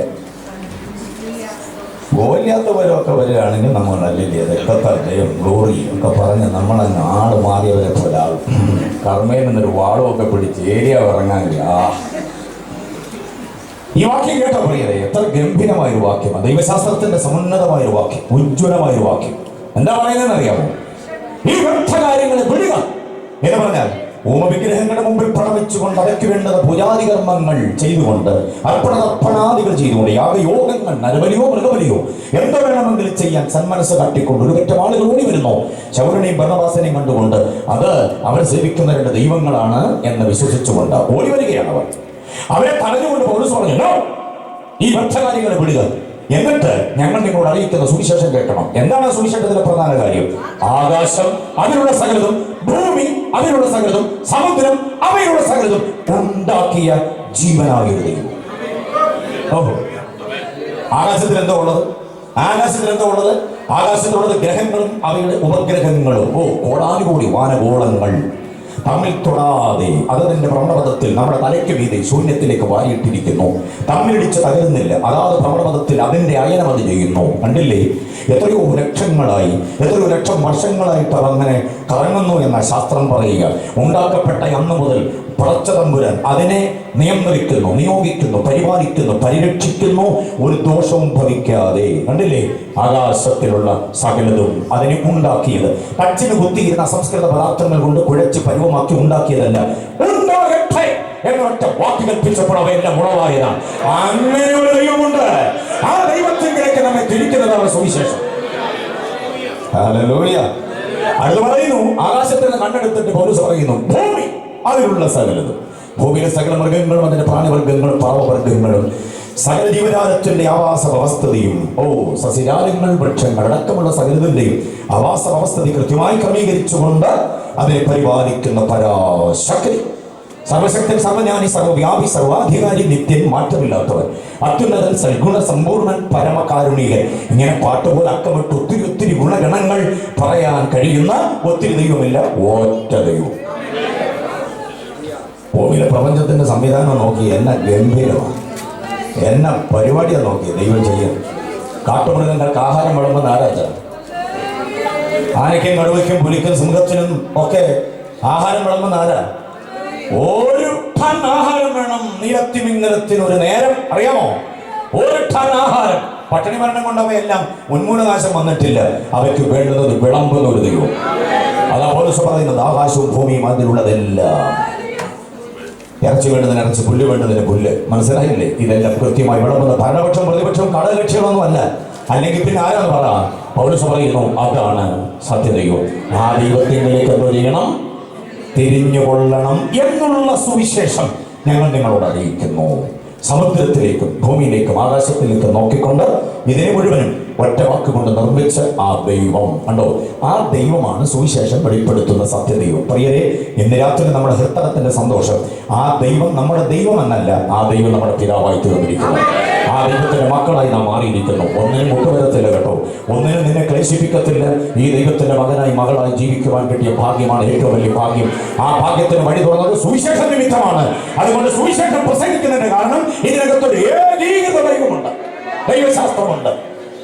ഒത്തിരി ദൈവങ്ങളെ വാരിയിട്ട് തന്നിട്ട് ഇഷ്ടമുള്ളതിനോടുകൂടെ കൂട്ടുകൂടിക്കുമെന്ന് പറയാതെ ഒരു ഏകസത്യ ദൈവത്തിലേക്ക്. അറിയാമോ, ഏകസത്യ ദൈവം എന്നുള്ള വാക്യങ്ങൾ ഒട്ടനവധി വാക്യങ്ങളുണ്ട്. ഏറ്റവും പ്രധാനമായ വാക്യം യോഹന്നാൻ 17:3 ഏകസത്യ ദൈവമായി നിന്നെ അറിയുന്നത് തന്നെ നിത്യജീവൻ. 1 യോഹന്നാൻ 5:20 ഏകസത്യ ദൈവത്തെ വെളിപ്പെടുത്തേണ്ടതിന് വേണ്ടി അവൻ വന്നു. 1 തെസ്സലോനിക്കർ 1:9 ഏകസത്യ ദൈവത്തെ സേവിക്കണം. ആവർത്തനം 7:9 ഏകസത്യ ദൈവം. യെരമ്യാ 10:10 ഏകസത്യ ദൈവം. ഇങ്ങനെ 100,000 വാക്യങ്ങൾ ഏകസത്യ ദൈവം, ഏകസത്യ ദൈവം, സത്യദൈവം, സത്യദൈവം എന്ന് കാണുമ്പോൾ ഓർത്തുകൊള്ളണം, സുവിശേഷം വഴി തുറന്നത് ഈ ദൈവത്തെങ്കിലേക്കാണ്. ഇവിടെ ഇരിക്കുന്ന ദൈവമക്കളെ, അകതാരിന്റെ ആത്മീയതയുടെ ഒരു ഉത്സാഹത്തിന് വേണ്ടി ഒരു ചിന്ത ഞാനെന്ന് പറഞ്ഞോട്ടെ. ഈ സത്യദൈവത്തെ ആഴത്തിൽ അറിയണം. പൗലോസ് ഇങ്ങനെ പ്രാർത്ഥിക്കുന്ന എഫെസ്യർ ലേഖനം 1:17 ഈ ദൈവത്തെക്കുറിച്ചുള്ള പരിജ്ഞാനം പ്രാപിക്കണം. ഈ ദൈവത്തെക്കുറിച്ച്, ഏത് ദൈവം? ആകാശവും ഭൂമിയും അതിലുള്ള സകലതും ഉണ്ടാക്കിയ ഏകസത്യ ദൈവത്തെക്കുറിച്ച് എന്താ പ്രാപിക്കണം? നമ്മൾ പരിജ്ഞാനം പ്രാപിക്കണം. 2 കാര്യങ്ങൾ ശ്രദ്ധിച്ചോളൂ. 2 വാക്യങ്ങൾ ഞാൻ നിങ്ങൾക്ക് തരുന്നു. എല്ലാം കൂടെ വായിപ്പിച്ചു പോകാൻ നേരമില്ലാത്തതുകൊണ്ട് ഞാനിത് പറഞ്ഞുവിടുന്നത്. എഫെസ്യർ ലേഖനം 1:17 പറയുന്നു, ആ ദൈവത്തെക്കുറിച്ചുള്ള പരിജ്ഞാനം നിങ്ങൾ പ്രാപിക്കണം. കൊലോസ്യർ 1:10 പറയുന്നു, ആ ദൈവത്തിന്റെ ഇഷ്ടത്തിന്റെ പരിജ്ഞാനം പ്രാപിക്കണം. ഈ 2 കാര്യങ്ങൾ നമുക്ക് കിട്ടിക്കഴിഞ്ഞാൽ ഉണ്ടല്ലോ, ആത്മീയ ജീവിതം വിജയിച്ചു. ഏതാ 2 കാര്യങ്ങൾ? ശ്രദ്ധിക്കുന്നുണ്ടോ നിങ്ങൾ? ഏതാ 2 കാര്യങ്ങൾ? ഒന്ന്, ദൈവത്തെക്കുറിച്ചുള്ള പരിജ്ഞാനം. കാരണം സത്യം, സുവിശേഷം നമ്മെ ദൈവത്തിലേക്ക് കൊണ്ടുവന്നു. ഏത് ദൈവം? സത്യദൈവത്തിലേക്ക് കൊണ്ടുവന്നു. ഇനി നാം അറിയേണ്ട ഒരു കാര്യം, ആ ദൈവത്തെക്കുറിച്ചുള്ള പരിജ്ഞാനം. യഹോവയെ അറിയണം നമ്മൾ. ദൈവം ആരാണെന്ന് അറിയണം, ദൈവത്തിന്റെ വ്യവസ്ഥ എന്താണെന്ന് അറിയണം. ആ വിവരം നമുക്ക് പരിജ്ഞാനമായി ലഭിക്കപ്പെട്ട ശേഷം കൊലോസ്യർ 1:10 പറയുന്നു, അവന്റെ ഇഷ്ടത്തിന്റെ പരിജ്ഞാനം കൊണ്ട് നിറഞ്ഞു വരണം. എന്തുകൊണ്ട് വരണം? നമ്മുടെ ഇഷ്ടമല്ല, നമ്മളെ ഞാൻ ഇഷ്ടമല്ല, ആരാണ് തീരുമാനിച്ചത് നമ്മോട് പറയുന്ന കാര്യമല്ല. ദൈവത്തിന് നമ്മെ കുറിച്ചുള്ള ഇഷ്ടത്തിന്റെ പരിജ്ഞാനം. ഈ 2 ദൈവത്തെക്കുറിച്ചുള്ള പരിജ്ഞാനം, ദൈവ ഇഷ്ടത്തെക്കുറിച്ചുള്ള പരിജ്ഞാനം, ഇത് 2 പ്രാപിച്ചാൽ നാം പിന്നിലല്ല, നാം മുമ്പിൽ തന്നെ ആയിരിക്കും. ഒരു ശത്രുവിന് നിന്നെ ഒന്നും ചെയ്യാൻ കഴിയില്ല, ആർക്കും നിന്നെ തോൽപ്പിക്കാൻ കഴിയില്ല, ഒരു ഭീഷണിക്കും നിന്നെ പിന്നിലാക്കാൻ കഴിയില്ല. കാരണം ആകത്ത് പരിജ്ഞാനമുള്ള ഏത് പരിജ്ഞാനം? സത്യദൈവത്തെക്കുറിച്ചുള്ള പരിജ്ഞാനം. തലങ്ങൾ വേണ്ടി കർത്താവിനെ സ്തുതിച്ചാൽ. ഞാൻ സാധാരണ ഈ ദൈവത്തിൻ്റെ മഹത്വരമായിരിക്കുന്ന കാര്യപരിപാടിയുടെ വല്ലഭത്വം തിരിച്ചറിയാൻ വേണ്ടി പറയുന്ന ഒരു ഉദാഹരണം ഇവിടെ നിങ്ങളോടും കൂടെ പറയാൻ ആഗ്രഹിക്കുകയാണ്. ഒരുപക്ഷെ നെറ്റിലെ മെസ്സേജിലൊക്കെ നിങ്ങൾ ശ്രദ്ധിച്ചിട്ടുണ്ടെങ്കിൽ കേട്ടിട്ടുണ്ടാകാം. ആവർത്തനമാണെങ്കിൽ എല്ലാവർക്കും ആകില്ലല്ലോ, ചിലർക്കത് പ്രയോജനമാകുമെന്ന് കരുതുന്നു. നാം അറിയുന്ന ഈ സത്യദൈവത്തിൻ്റെ പരിജ്ഞാനം, നാം സേവിക്കുന്ന ഈ ദൈവം, ദൈവത്തിൻ്റെ സുവിശേഷം നമുക്ക് കാട്ടിത്തന്ന ഈ സത്യദൈവം ആരാണ് തിരിച്ചറിയണമെങ്കിൽ, അവൻ്റെ പ്രവൃത്തിയുടെ വല്ലഭത്വം എന്താണെന്ന് അറിയണമെങ്കിൽ ഉൽപ്പത്തി പുസ്തകം 1-ാം അധ്യായം തന്നെ വായിച്ചാൽ മതി. ഉൽപ്പത്തി പുസ്തകം 1-ാം അധ്യായം മുഴുവനും വായിച്ചു നോക്കണം. അതിനകത്ത് ഇന്ന് രാത്രി, ഇപ്പോൾ ആരും വായിക്കരുത്, ഇന്ന് രാത്രി കൺവെൻഷൻ പ്രസംഗം നടന്നുകൊണ്ടിരിക്കുമ്പോൾ വേദോസം വായിക്കുന്ന പുള്ളികളെ ശ്രദ്ധിച്ചോണം. ഇവര് വീട്ടിനകത്ത് വേദോസം വായിക്കാത്ത രീതികളാണ്. വാക്യങ്ങൾ ഇങ്ങനെ പറയുമ്പോൾ ഇങ്ങനെയുണ്ടോ വാക്യം, എന്നൊന്ന് വായിച്ചേക്കാന്ന് ഞാൻ ഇവിടെ ഇരുന്ന് വായിച്ചുകൊണ്ടിരിക്കും. പ്രസംഗം അവിടെ നടക്കുകയും ചെയ്യും, വായന അവിടെ നടക്കും, രണ്ടും പ്രയോജനമില്ലാതെ വരും. അതുകൊണ്ട് ഉൽപ്പത്തി 1-ാം അധ്യായം എന്ന് പറയുമ്പോൾ ഓർത്തിരിക്കണം, വീട്ടിൽ ചെന്ന് വായിച്ചു നോക്കണം. ഒരു പെൻസിലോ പേനയോ കയ്യിലെടുത്ത് വെച്ചുകൊണ്ട് വേണം വായിക്കാൻ. ഇങ്ങനെ വായിച്ചു വരുമ്പോൾ, മലയാളം വായിച്ചു വരുമ്പോൾ എന്ന് പൊട്ടുന്ന ചില പദപ്രയോഗങ്ങളുണ്ട്. ചിലരുടെ ഇരിപ്പ് കണ്ടിട്ട് അങ്ങനെ ഒരു പൊട്ടലും കേട്ടിട്ടുള്ളതായി തോന്നി. ഉണ്ടാകട്ടെ, ജനിക്കട്ടെ, പറക്കട്ടെ, കൂടട്ടെ, ഓർവിരിയട്ടെ, മുളച്ചു വരട്ടെ. അങ്ങനെ കുറെ പ്രയോഗങ്ങളുണ്ട്. ആരാ ഇത് പറഞ്ഞേ? കമ്മറ്റി അല്ല പറഞ്ഞത്. ആരാ പറഞ്ഞത്? പിന്നെ വായിച്ചരിച്ച പദപ്രയോഗങ്ങളാണ്. ഇത് പറഞ്ഞു കഴിഞ്ഞ് കുറെ കാലം കഴിഞ്ഞല്ല ഉണ്ടായത്, പറഞ്ഞ മാത്രമേ ഉണ്ടാകട്ടെ എന്ന ശബ്ദവീതികൾ പറയുന്നതിന് മുൻപ് പൂർണ്ണമായി വന്നു. അങ്ങനെ ഒരു അസംസ്കൃത പദാർത്ഥവും ഇല്ലാതെ സകലത്തെയും വാക്കിനാൽ ഉളവാക്കാൻ കഴിയുന്ന ഒരു ദൈവമാണ് സുവിശേഷം വെളിപ്പെടുത്തുന്ന ദൈവം. ആ ദൈവത്തെയാണോ ആരാധിക്കുന്നത്? ആ ദൈവമാണോ നിന്റെ ദൈവം? ഇന്ന് രാത്രി ഒരു പുനർവിചാരണയ്ക്ക് തയ്യാറാകും. മനുഷ്യന്റെ ബുദ്ധി ഓർമ്മതയിൽ രൂപപ്പെട്ടു വന്നതായിരിക്കുന്ന ഏതോ ഒരു ശില്പത്തെ ഉണ്ടാക്കി വെച്ചിട്ട് ഇതാണ് ദൈവമെന്ന് പറയുമ്പോൾ അതിന് മുമ്പിൽ കുമ്പിടാൻ, അതിനെ പ്രണമിക്കാൻ, അതിന് യാഗമർപ്പിക്കാൻ, അതിന് യോഗമർപ്പിക്കാൻ, അതിന്റെ മുൻപിൽ എന്തുമാകാൻ ശ്രമിക്കുന്ന പാപ്പരത്വം എത്ര ഗതികളാണ് ഈ പ്രപഞ്ചത്തെ വാക്കുകൾ ഉണ്ടാക്കിയ ദൈവം. ഞാൻ പറഞ്ഞില്ലേ, ഈ എന്ന് അവസാനിക്കുന്ന പദങ്ങൾ ഒരു വട്ടത്തിലാക്കണം, ബോക്സിലാക്കണം. എന്നിട്ട് ഇങ്ങനെ പറയണം, പുസ്തകം അടച്ചങ്ങോട്ട് വെക്കണം. പുസ്തകം അടച്ചു വയ്ക്കുന്നതിന് മുമ്പ് എന്ന പദങ്ങൾ ഒരു വെള്ള പേപ്പറിന്റെ ഒരു കോണിലോട്ട് അങ്ങോട്ട് എഴുതണം, താഴോട്ട്. മനസ്സിലായോ? എന്നിട്ട് പുസ്തകം അങ്ങോട്ട് അടച്ചു വെക്കണം. എന്നിട്ട് പേപ്പർ കയ്യിലോട്ട് എടുത്ത് വെച്ചിട്ട് കണ്ണടച്ചിട്ട് തമ്പുരാനോട് പറ, കർത്താവേ, ഈ അവിടുന്ന് പറഞ്ഞ ഈ പദങ്ങൾ ഉച്ചരിച്ച ഉടനെ അതുണ്ടായി. അങ്ങനെയാണെങ്കിൽ എന്നെ നോക്കി എന്ന് പറയണമേ. എൻ്റെ ശരീരത്തെ നോക്കി, എൻ്റെ വീടിനെ നോക്കി, എൻ്റെ ദാമ്പത്യത്തെ നോക്കി, എൻ്റെ ശുശ്രൂഷയെ നോക്കി, ഞാൻ ജീവിക്കുന്ന പട്ടണത്തെ നോക്കി ഈ പദങ്ങളെന്ന് പറയണമേ കർത്താവേ. അവൻ പറഞ്ഞു കഴിഞ്ഞാൽ അതങ്ങനെ സംഭവിക്കും. ചിലത് വേർപിരിയത്തില്ലെന്ന് പറഞ്ഞു വല്ലാതെ കൂടി നിൽക്കുന്നുണ്ട്. ചില വല്ലാത്ത വ്യാപാര ശക്തികൾ എറണത്തിൽ നിന്ന് പറഞ്ഞ് നിൽക്കുന്നുണ്ട്. അന്ധകാരം വെച്ചുകൊണ്ട് നിൽക്കുന്നുണ്ട് നിന്റെ വീട്ടിനകത്ത്, അന്ധകാരം വെച്ചുകൊണ്ട് നിൽക്കുന്നുണ്ട് നിന്റെ സാമ്പത്തിക തലത്തിൽ. പക്ഷേ വെളിച്ചമുണ്ടാകട്ടെ ഒറ്റ ശബ്ദം എന്റെ കർത്താവ് പറഞ്ഞാൽ ഈ അന്ധകാര ശക്തി പണിയിറങ്ങും, നിന്റെ ജീവിതം വെളിച്ചമുള്ളതായി മാറും. വിശ്വസിക്കുന്നവർ എത്ര പേരുണ്ട്? ഡോക്ടർ പരിശോധിച്ചിട്ട് പറഞ്ഞു നടക്കത്തില്ല പരിപാടി. സുഹൃത്തെ, താങ്കൾക്ക് കൗണ്ടിങ് കുറവാണ്. സഹോദരി, നിന്റെ യൂട്രസിന്റെ കട്ടി കുറവാണ്. അതിനകത്തൊരു കുഞ്ഞുണ്ടാകുക ദുഷ്കരമായ കാര്യമാണ്.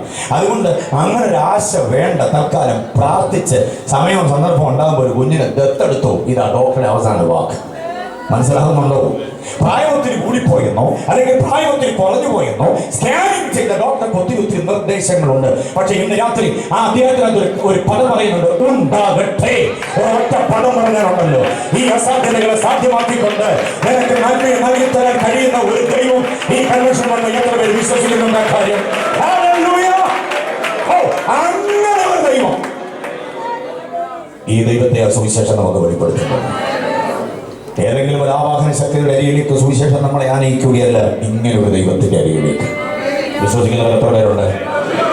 ദൈവദാസന്മാരെ എത്ര അധ്വാനിച്ചാലും, എത്ര പ്രവർത്തിച്ചാലും, എത്ര പ്രാർത്ഥിച്ചാലും ഒരാത്മാവും ഉണ്ടാകത്തില്ല ഇവിടെ എന്ന് ചിന്തിച്ച് ഊഷരഭൂമി പോലെ ആയിപ്പോയി ഈ ദേശം. ഇനി ആത്മാക്കളില്ല, പെറ്റു വരികയല്ലാതെ കൺവേർഷൻ നടക്കത്തില്ല എന്നൊക്കെ നമ്മൾ ചിന്തിച്ചു വശായി പോയിരിക്കുകയാകാം. പക്ഷെ കേൾക്കണോ ഒരു വിവരം? ഒരു മുള പോലും പൊടിക്കാത്തതായിരിക്കുന്ന പൂഴി മണ്ണിനെ നോക്കി എൻ്റെ കർത്താവ് പറഞ്ഞു, അതത് തരം വിത്തുള്ള സസ്യങ്ങൾ മുളച്ചു വരട്ടെ എന്ന് പറഞ്ഞ മാത്രമേ മുളച്ചു വരികയുണ്ടായി. പ്രവർത്തിക്കുന്ന മേഖലകളിൽ ആത്മാക്കളെ തരാൻ കഴിയുന്ന ഒരു ദൈവമാണ് നമ്മുടെ ദൈവം. ഇല്ലായ്മ വിത്ത് വിതച്ചിട്ടല്ല പറഞ്ഞതുണ്ടായി വരാൻ, വിത്ത് വിതയ്ക്കാതെ പറഞ്ഞു മുളച്ചു വരാൻ. അങ്ങനെ ഒരു ദൈവമാണ് നമ്മുടെ ദൈവം. ഈ ദൈവത്തിന്റെ അരികിലേക്ക് സുവിശേഷം നമ്മെ കൊണ്ടുവന്നു. അതിൽ സന്തോഷമുള്ളവരെ കരമടിച്ച് കർത്താവിനെ ആരാധിക്കട്ടെ. സന്തോഷത്തോടെ. Yes. Oh. അപ്പൊ നമ്മുടെ ദൈവം ആരാണ് മനസ്സിലായോ? ആരാണ് നമ്മുടെ ദൈവം? ഒറ്റ വാക്ക് കൊണ്ട് ഉളവാക്കുന്നത്, ഒറ്റ വാക്ക് കൊണ്ട് അന്ധകാര ശക്തിയെ തുരത്താൻ കഴിയുന്നത്. അങ്ങനെ ഒരു ദൈവത്തിങ്കലേക്കാണ് സുവിശേഷം നമ്മെ കൊണ്ടുവന്നത്. അതിലെ സന്തോഷം എത്ര പേർക്കുണ്ട്? വിവരിക്കുന്നില്ല, ഒത്തിരി കാര്യങ്ങൾ വിവരിക്കണം, പക്ഷേ അവിടെ നിന്നും വിവരിക്കാതെ മുൻപോട്ട് പോകട്ടെ. അടുത്ത ചിന്തയിലേക്ക് ഞാൻ വരികയാണ്. അപ്പം ഏകീകൃതമായിരിക്കുന്ന ഒരു ദൈവശാസ്ത്രം, ഏതെങ്കിലും ഒരു ദൈവമല്ല, സകലത്തെയും ഉണ്ടാക്കിയ ഒരു ദൈവം. ആ ദൈവത്തിന്റെ പ്രത്യേകത ഞാൻ പറഞ്ഞു, സർവശക്തനാണവൻ, സർവജ്ഞാനിയാണവൻ, സർവവ്യാപിയാണ്, സർവാധികാരിയാണവൻ. ഏതെല്ലാം അനുഗ്രഹിതമായിരിക്കുന്ന പദപ്രയോഗങ്ങൾ ഒരുമിച്ച് മാല പോലെ പുറത്തു പറയാനുണ്ടെന്നറിയാമോ? ഈ ദൈവം, ഇങ്ങനെ ഒരു ദൈവം നമ്മുടെ പിതാവായി. അതാണ് നമ്മുടെ ജീവിതത്തിന്റെ പരമമായ ഭാഗ്യം. ഒന്നാമത്തെ കുറിപ്പ് അങ്ങനെ അവസാനിപ്പിക്കാൻ നിർവാഹമുള്ളൂ. രണ്ടാമത്തെ കുറിപ്പിലേക്ക് വരട്ടെ. എന്താ പറഞ്ഞത്? സമീകൃതമായ ഒരു രക്ഷാശാസ്ത്രം സുവിശേഷം നമുക്ക് നൽകുന്നു. ദൈവത്തിന്റെ സുവിശേഷത്തിന്റെ പ്രത്യേകത ഇതിഹാസത്തെക്കാൾ, മറ്റുതരമായ പാരമ്പര്യങ്ങളെക്കാൾ, പുരാണങ്ങളെക്കാൾ, പുണ്യപുരാണം എന്നൊക്കെ പറയുന്നതിനേക്കാൾ എല്ലാം അധികം ദാർശനിക പ്രബോധനങ്ങളുടെ വമ്പൻ പുസ്തക കെട്ടുകളുണ്ട്. പുസ്തകത്തിന്റെ ശവപ്പുറമെന്ന് വിശേഷിപ്പിക്കുന്ന ലൈബ്രറിയുടെ അകത്തളങ്ങളിൽ അടുക്കി വെച്ചിരിക്കുന്ന പുസ്തക കെട്ടുകൾ ഒത്തിരിയുണ്ട്. പക്ഷേ അവയ്ക്കകത്തൊക്കെ പരിധിയാലും കിട്ടാത്ത ഒരു രക്ഷാശാസ്ത്രം സുവിശേഷത്തിനകത്തുണ്ട്. ആ സുവിശേഷം നമ്മെ ആ രക്ഷയിലേക്കാണ് കൊണ്ടുവരുന്നത്. എന്താ സുവിശേഷത്തിന്റെ രക്ഷാശാസ്ത്രം എന്ന് പറയുന്നത്? കാശ് കൊടുക്കുന്നവന് അത് കിട്ടുമെന്നല്ല, രക്ഷാർപ്പണം നടത്തുന്നവന് അത് കിട്ടുമെന്നല്ല, പദയാത്ര നടത്തുന്നവന്, തീർത്ഥയാത്ര നടത്തുന്നവന് അത് കിട്ടുമെന്നല്ല, പുണ്യപ്രവൃത്തി ചെയ്യുന്നവന് അത് കിട്ടുമെന്നല്ല. സ്നേഹിതൻ ഇവിടെ പറയുകയുണ്ടായി, പാവപ്പെട്ടവന്റെ വീട്ടിലേക്ക്, ഗതികെട്ടവന്റെ വീട്ടിലേക്ക്, വീടില്ലാത്തവന്റെ, വിവാഹമെന്ന സ്വപ്നം സാക്ഷാത്കരിക്കപ്പെടാത്തവൻ, അക്ഷരം പഠിക്കുന്ന നിർവാഹമില്ലാത്ത, നിരാശ്രയരും നിസ്സഹായരും നിരാലംബരുമായവരെ നമ്മൾ തേടുന്നുണ്ട് എന്ന് പറയുകയുണ്ടായി. നല്ല കാര്യമാണ്. അത് അങ്ങനെ ചെയ്യുമ്പോൾ തന്നെ അതിൻ്റെ ആത്യന്തിക ലക്ഷ്യം എന്താണെന്നറിയാമോ? അവനെ നിത്യതയിൽ എത്തിക്കുക എന്നുള്ളതാണ്. നിത്യതയിൽ എത്തിക്കുക എന്നുള്ളതാണ്. പുണ്യപ്രവൃത്തികളിലൂടെ മോക്ഷം പ്രാപിക്കുക എന്നുള്ളതല്ല. മോക്ഷം നമ്മൾ കൈവശമാക്കിയിരിക്കുന്നു, അതിൻ്റെ പ്രവൃത്തി, ഫെയ്ത്ത് ആൻഡ് ആക്ഷൻ, അതാണ് സ്നേഹിതന്മാർ ചെയ്യുന്നത്. നല്ല കാര്യമാണ്. ഒത്തിരി പുണ്യപ്രവൃത്തികളിലൂടെ മോക്ഷം പ്രാപിക്കാൻ വേണ്ടിയുള്ള പഠിപ്പിക്കലുകൾ വ്യർത്ഥമാണ്. പക്ഷെ സുവിശേഷം നമ്മെ കൊണ്ടെത്തിക്കുന്നത് ഇങ്ങനെയുള്ള പ്രവൃത്തികളിലൂടെ രക്ഷ പ്രാപിക്കുക എന്നുള്ളതല്ല. രക്ഷാകരമായിരിക്കുന്ന ദൗത്യം ക്രിസ്തു കാൽവരിയിൽ നിവർത്തിച്ചു. അവനിൽ വിശ്വസിക്കുന്ന ഏവനും രക്ഷയാണ്. എത്ര പേര് വിശ്വസിക്കുന്നുണ്ട്? സുവിശേഷം പറയുന്ന ഒരു കാര്യം അതാണ്, ഏവനും രക്ഷ പ്രാപിക്കാം. എന്ത് ചെയ്താൽ മതി? സുവിശേഷത്തിൽ വിശ്വസിച്ചാൽ മതി, യേശുവിൽ വിശ്വസിച്ചാൽ മതി.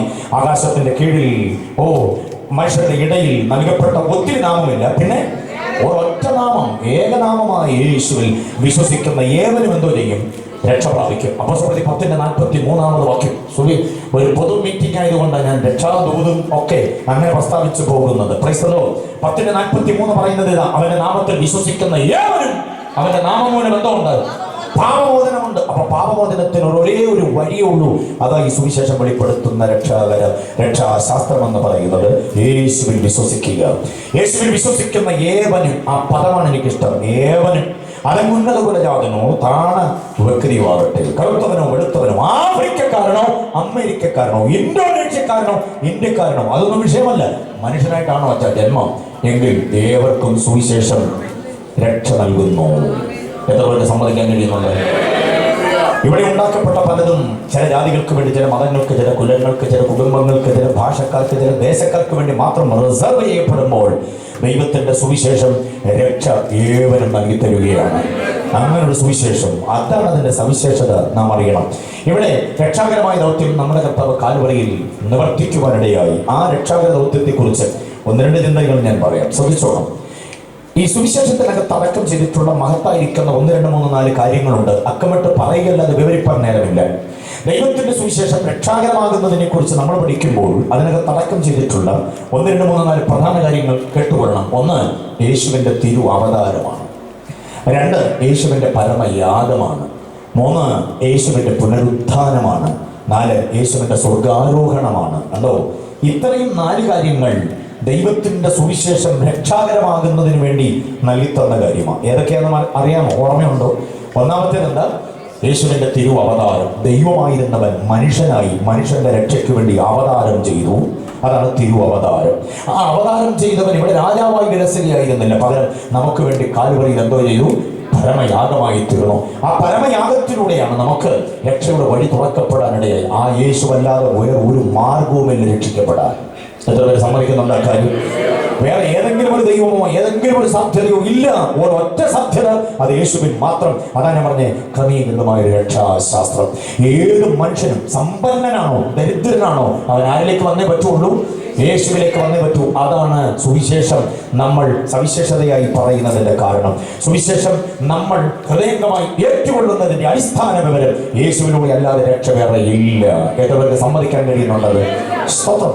യേശുവിന്റെ തിരു അവതാരവുമായി ബന്ധപ്പെട്ട് ഞാൻ ഒന്ന് രണ്ട് ചിന്തകൾ വേറെ പറയുന്നു. അനുബന്ധങ്ങൾ കെട്ടുകൊള്ളണം. 3 പ്രധാന കാര്യങ്ങൾ ഓർത്തിരിക്കണം. യേശുവിന്റെ രക്ഷാകര ദൗത്യം, ഏത് മനുഷ്യനും അവന്റെ രക്തത്താൽ പാപമോചനം ലഭിക്കപ്പെടുന്നതിന് അതിപ്രധാനമായി 3 കാര്യങ്ങൾ യേശു നമുക്ക് വേണ്ടി നിവർത്തിച്ചു. 1 ഗത്സമന, 2 ഗബ്ബഥ, 3 ഗോൽഗോത്ത്. ഗത്സമനയിൽ യേശു പിടിക്കപ്പെടുന്നു നമുക്ക് വേണ്ടി. ഗോൽഗോത്ത് ഗബ്ബഥായിൽ യേശു നമുക്ക് വേണ്ടി തകർക്കപ്പെടുന്നു.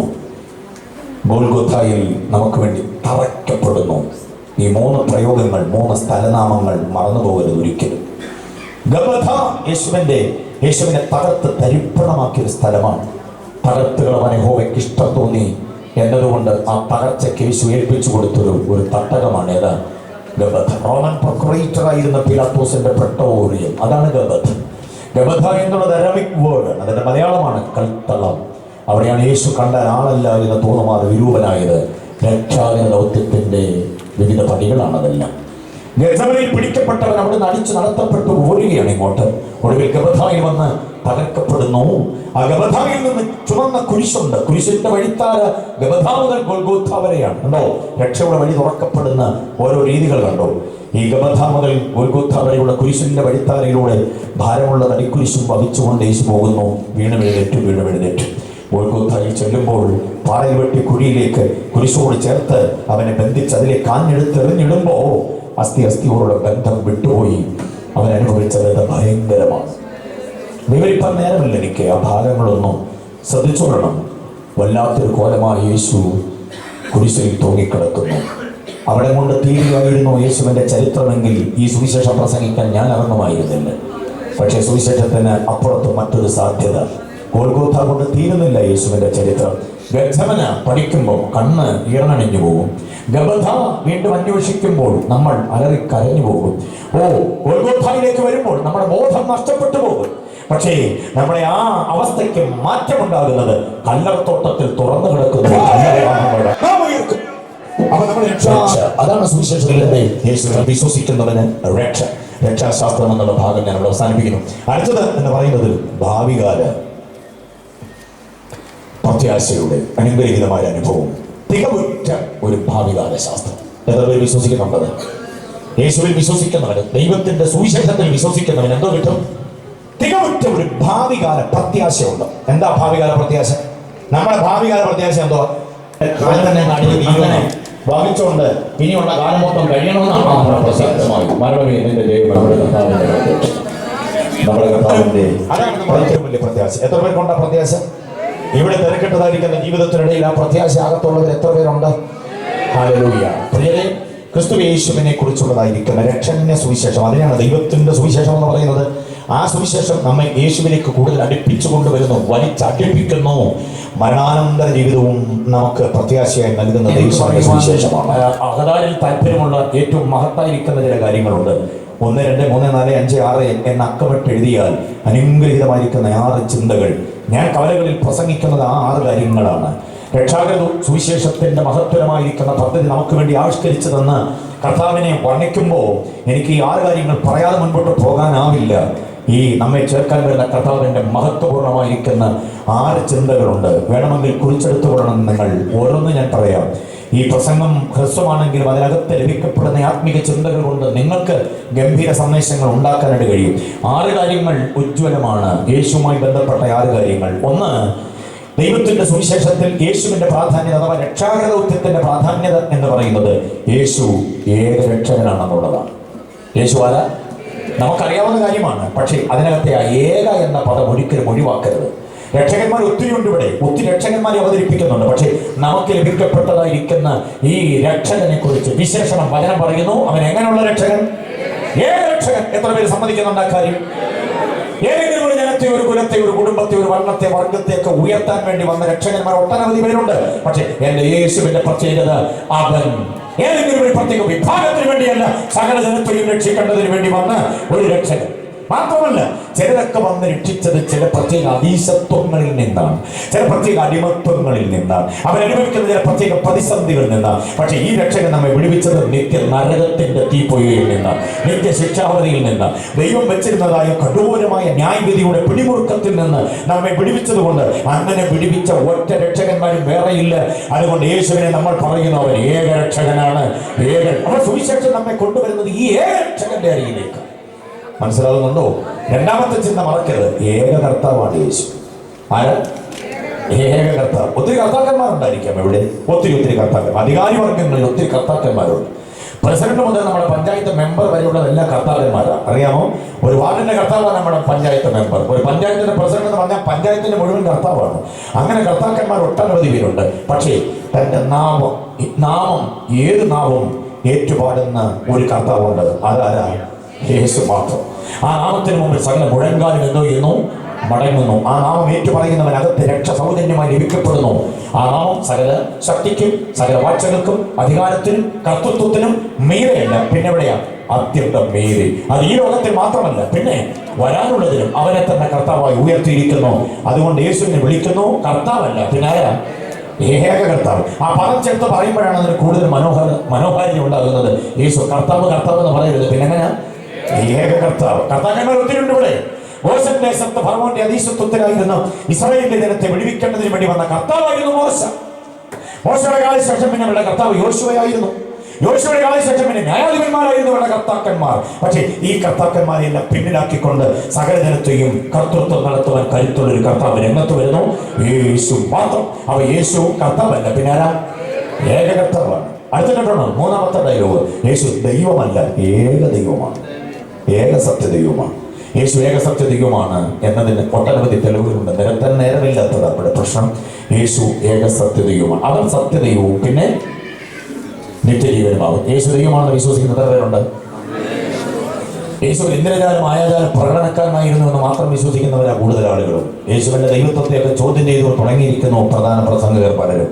പക്ഷെ ഇന്ന് രാത്രി ഞാനൊരു കാര്യം തുറന്നു പറയാം, യേശു ദൈവമല്ലായിരുന്നെങ്കിൽ ആ യേശുവിനെ പാടാനും പ്രസംഗിക്കാനും ഞങ്ങൾ ഇറങ്ങിയില്ലായിരുന്നു.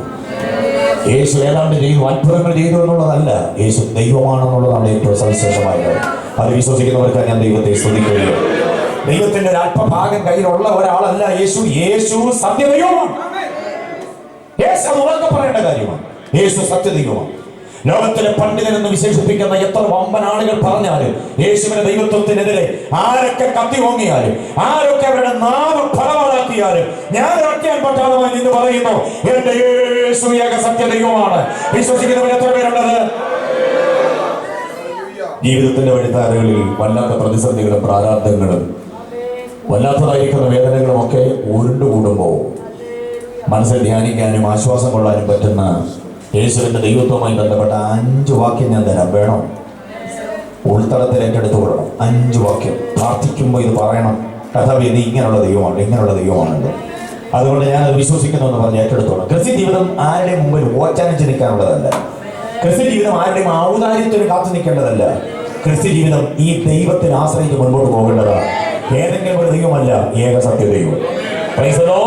5 വാക്യങ്ങൾ മറക്കരുത് ഒരിക്കലും. ഒന്നാമത്തെ വാക്യം, യേശു സർവശക്തിയുള്ള ദൈവമാണ്. സ്വതന്ത്രം പറഞ്ഞില്ലല്ലോ. വെളിപ്പാട് പുസ്തകം 1:8 വാക്യം, സർവശക്തിയുള്ള ദൈവം. ഞാൻ അൽഫയും ഒമേഗയുമാകുന്നു എന്ന ഇരിക്കുന്നവനും ഇരുന്നവനും വരുന്നവനുമായി സർവശക്തിയുള്ള ദൈവമായ കർത്താവ് അവരോട് ചെയ്യുന്നു. അപ്പൊ യേശു എങ്ങനെയുള്ള ദൈവമാണ്? അസാധ്യതകളെ സാധ്യമാക്കുന്ന സർവശക്തിയുള്ള ദൈവം. നടക്കത്തില്ലെന്ന് പറഞ്ഞാൽ ആ വാചകത്തെ മാറ്റിയിട്ട് കാര്യത്തെ സാധ്യമാക്കാൻ കഴിയുന്ന സർവശക്തിയുള്ളവൻ. അസാധ്യതകളെ സാധ്യമാക്കുന്നവന്റെ പേരാണ് ഏത്? സർവശക്തിയുള്ള ദൈവം. അടുത്ത വാക്യം എഴുതിക്കോ, പറഞ്ഞു പോകാൻ നിർവാഹമുള്ളൂ. തീത്തോസ് 2:12, യേശു മഹാദൈവമാണ്. യേശു എങ്ങനെയുള്ള ദൈവമാണ്? മഹാദൈവം. എത്ര പേര് വിശ്വസിക്കുന്നുണ്ട്? മഹാദൈവത്തിന് മാത്രമേ മഹാകാര്യങ്ങൾ ചെയ്യാൻ പറ്റുന്നുള്ളൂ. അറിയാമോ? മഹാകാര്യങ്ങൾ ചെയ്യുന്ന ഒരു ദൈവവും ഇന്ന് രാത്രി ഇവിടെ യാതനായിട്ടുണ്ട്. വിശ്വസിക്കണം, മറന്നു പോകരുത്. മഹാദൈവമായോ. മൂന്നാമത്തെ വാക്യം കേട്ടോ, 1 യോഹന്നാൻ 5:20, സത്യദൈവമാണ് യേശു. എങ്ങനെയുള്ള ദൈവമാണ്? സ്തോത്രം പറയുന്നുണ്ടോ? ഇന്നലെ പറഞ്ഞ വാഗ്ദത്വങ്ങളോ കാലങ്ങൾക്ക് മുൻപേ പറഞ്ഞ വാഗ്ദത്വങ്ങളോ മറന്നുപോയിട്ടില്ല. അത് അന്യാധീനപ്പെടത്തില്ല. സത്യദൈവമായതുകൊണ്ട് അവൻ നിവർത്തിക്കുക തന്നെ ചെയ്യും. മാറ്റി പറയുന്ന പരിപാടി അവനില്ല. കാരണം അവന്റെ പേരെന്തുവാ? സത്യദൈവമെന്നാണ്. മനസ്സിലായോ? അടുത്ത വേറൊരു വിശേഷണം പറയാം. റോമാലേഖനം 9:5 യേശുവിന്റെ ദൈവത്വത്തിന്റെ ഉജ്ജ്വലമായിരിക്കുന്ന ഒരു പ്രകടനം, ഒരു വിശേഷണം പൗലോസ് പറയുന്നു. റോമർ 9:5 അവൻ സർവത്തിനും മീതെ ദൈവമാണ്. അതിനാ സ്വതന്ത്രം പറയേണ്ടത്. അവൻ ആരാണ്? ഏതെങ്കിലും ഒന്നോ മീതെയല്ല. പിന്നെ ആ പദമായി എനിക്ക് ഇഷ്ടം. അതിന് അടിവര കൊടുക്കണം. സർവത്തിനും മീതെ. അച്ഛാ, എന്താ അനുഭവിക്കുന്ന പ്രശ്നം ഇപ്പൊ? അതിന്റെ മീതെ പരിഹാരകരായ ഒരു ദൈവമാണ് യേശു. മനസ്സിലാകുന്നുണ്ടോ? ഡോക്ടർ പറഞ്ഞു ക്യാൻസർ ആണെന്ന്. സാരമില്ല, അതിന്റെ മീതെ പരിഹാരം തരാൻ കഴിയുന്ന ഒരു ദൈവമാണ് യേശു. ട്യൂമറാണ് പ്രശ്നം നിന്നെ ഭയപ്പെടുത്തുന്നത്. അതിന് മീതെ ഒരു ദൈവം കൊണ്ട് വിടുവിക്കാൻ കഴിയുന്ന ഒരു ദൈവം. എത്ര പേര് വിശ്വസിക്കുന്നുണ്ട്? കാര്യം അനുഭവിക്കുന്ന പ്രതിസന്ധിക്ക് മീതെ. ആ വാക്യം മാനപ്പാടമാക്കിക്കോണം. സർവത്തിനും മീതെ ദൈവം. ഡോക്ടർമാരെ ഒന്നും ചെയ്യാൻ പറ്റില്ല. വൈദ്യശാസ്ത്രം കൈമലർത്തി. പക്ഷെ ഞാൻ വിശ്വസിക്കുന്നു സർവത്തിനും മീതെ ഒരുവനുണ്ട്. എന്റെ പ്രശ്നത്തെ പരിഹരിച്ച് എനിക്ക് വിടുതൽ തരാൻ കഴിയുന്ന സർവത്തിനും മീതെ. ഹല്ലേലൂയ. കടഭാരം എഴുതി കൂട്ടി നോക്കുമ്പോൾ ബോധം കെട്ടു പോകുന്ന ഒരു വലിയ തുക ബാധ്യതയാകാം. പേടിക്കേണ്ട കാര്യമില്ല. അതിന് മീതെ വ്യാപരിക്കുന്ന ഒരു ദൈവം. റോമർ 9:5 എന്ന് പറഞ്ഞ ഒരു ഭയങ്കര ടോണിക്ക കേട്ടോ. കൂടെ ധ്യാനിച്ചോണം. പ്രഖ്യാപനം ചെയ്യണം. പ്രാർത്ഥനയിൽ സാത്താൻ കേൾക്ക പറയണം. പിശാച് നിനക്കെന്നെ ഒന്നും ചെയ്യാൻ പറ്റില്ല. നിന്റെ പദ്ധതി എന്നെ വിജയിക്കത്തില്ല. എത്ര പേര് ഏറ്റെടുക്കും അത്? ദുർമന്ത്രവാദ ശക്തിയുടെ മുഖത്തോട് നോക്കി പറയണം, നിനക്കെന്നെ ഒന്നും ചെയ്യാൻ കഴിയില്ല. കാലപ്പഴക്കമുള്ള ചില ദുർമന്ത്രവാദ പോരുകൾ ഉണ്ടാകും. ചില ചെയ്തു ദോഷങ്ങൾ കാച്ചിന് കുത്തിയിരുന്ന് ചെയ്തു കൂട്ടിയ ചില വല്ലാത്ത ദോഷങ്ങൾ ഉണ്ടാകാം. തന്റെ അടുത്തോടെ പറ, എന്റെ കർത്താവ് സർവത്തിനും മീതെ ദൈവമാണ്. ദേശത്തെ ആധീനമാക്കിയിരിക്കുന്ന പോരുകൾ, എല്ലാവിധമായ അന്ധകാരത്തിന്റെ വ്യാപാരങ്ങൾ പരാജയമായി. കാരണം ഞാൻ വിശ്വസിക്കുന്നത് ഒരു ദൈവത്തെയല്ല, സർവത്തിനും മീതെയുള്ള ദൈവം. 4 വാക്യങ്ങൾ പുതിയ നിയമത്തിലേതായില്ലേ? യശയ്യാപ്രവചനം 9:6 പ്രയോഗമുണ്ട്. യേശു വീരനാം ദൈവമാണ്. ഓ, യേശു ആരാ? നമ്മൾ പഠിച്ചു വരുന്ന സുവിശേഷം വെളിപ്പെടുത്തുന്ന രക്ഷാക ദൗത്യത്തിലെ ക്രമീകൃത രക്ഷാശാസ്ത്രത്തിലെ ഗംഭീരമായിരിക്കുന്ന ചിന്തകളാണ്. ഏക സത്യ ദൈവമാണ്. അപ്പൊ തന്നെ വീരനാം. ഓക്കെ, അപ്പൊ ഞാൻ പറഞ്ഞു വരുന്ന 6 ചിന്തകളിലെ മൂന്നാമത്തേതാണ് അവൻ ദൈവമല്ല, പിന്നെ ആരാ? ഏകസത്യം. ആ ദൈവത്തിന്റെ സവിശേഷതകളാണ് ഞാൻ ഈ 5 വാക്യങ്ങൾ നൽകിയത്. ജീവിത വഴിത്താരയിൽ എന്നും ഇത് കൂട്ടാകണം. ഒറ്റയ്ക്കാണെന്ന് ചിന്ത വേണ്ട. ഈ വിശേഷതകളുള്ള ദൈവം നിന്റെ കരം പിടിച്ചിരിക്കുന്നു. സഹയാത്രികൻ വേറെ ആരുമല്ല, ഈ ദൈവമാണ്. വിശ്വസിക്കുന്നുണ്ട്. ജീവിതത്തിൽ നമ്മോടൊപ്പമുള്ള നമ്മെ കരങ്ങൾ വഹിച്ചിരിക്കുന്നത് ഈ ദൈവമാണ്. മറന്നു പോകരുത് ഒരിക്കലും. അടുത്ത ഇന്നലെ 3 ഞാൻ പറഞ്ഞു വിടുകയാണ്. ഏക ആരാധ്യനാണ് യേശു. ഏകസത്യ ദൈവം എന്ന് മാത്രമല്ല, പിന്നെ ഏക ആരാധ്യനാണ്. അടുത്തത് ഏക മധ്യസ്ഥനാണ് യേശു. അറിയാമോ? ഒത്തിരി മധ്യസ്ഥന്മാരില്ല. ഒത്തിരി മധ്യസ്ഥന്മാരെ ഒന്നും ഇവിടെ അണിയിച്ചൊരുക്കുന്നത് തീർച്ചയായിരിക്കാം ക്രൈസ്തവ സമൂഹം. പക്ഷെ വേറെ വെളിപ്പെടുത്തുന്നു യേശു എങ്ങനെയുള്ളവനാണ്? ഏക മധ്യസ്ഥനാണ്. അടുത്തത് 6ാമത്തേത് ഏക അവതാരമാണ് യേശു. ഒട്ടനവധി അവതാര പുരുഷന്മാരുണ്ട് ചരിത്രത്തിലും പുരാണങ്ങളിലും. പക്ഷേ അവതാരം എന്ന തനിമയാണെന്ന പദത്തിന്റെ അർത്ഥവിന്യാസത്തോടെ ഒരവതാരം നടന്നിട്ടുള്ളത് ആരിൽ മാത്രമാണ്? യേശുവിൽ മാത്രം. അവതാരം എന്ന പദത്തിന്റെ സംസ്കൃത പദത്തിന്റെ അർത്ഥം അറിയാമോ? അവതാരം എന്ന് പറഞ്ഞാൽ നല്ലത് ചെയ്യുവാൻ ഇറങ്ങി വരിക, സതുദ്ദേശത്തിന് ഇറങ്ങി വരിക എന്നതാണ് അവതാരം എന്ന സംസ്കൃത പദത്തിന്റെ തനിമയാർന്ന അർത്ഥം. അങ്ങനെ ഇറങ്ങി വന്ന ഒരു അവതാരമേ ഉള്ളൂ. അതാരാ?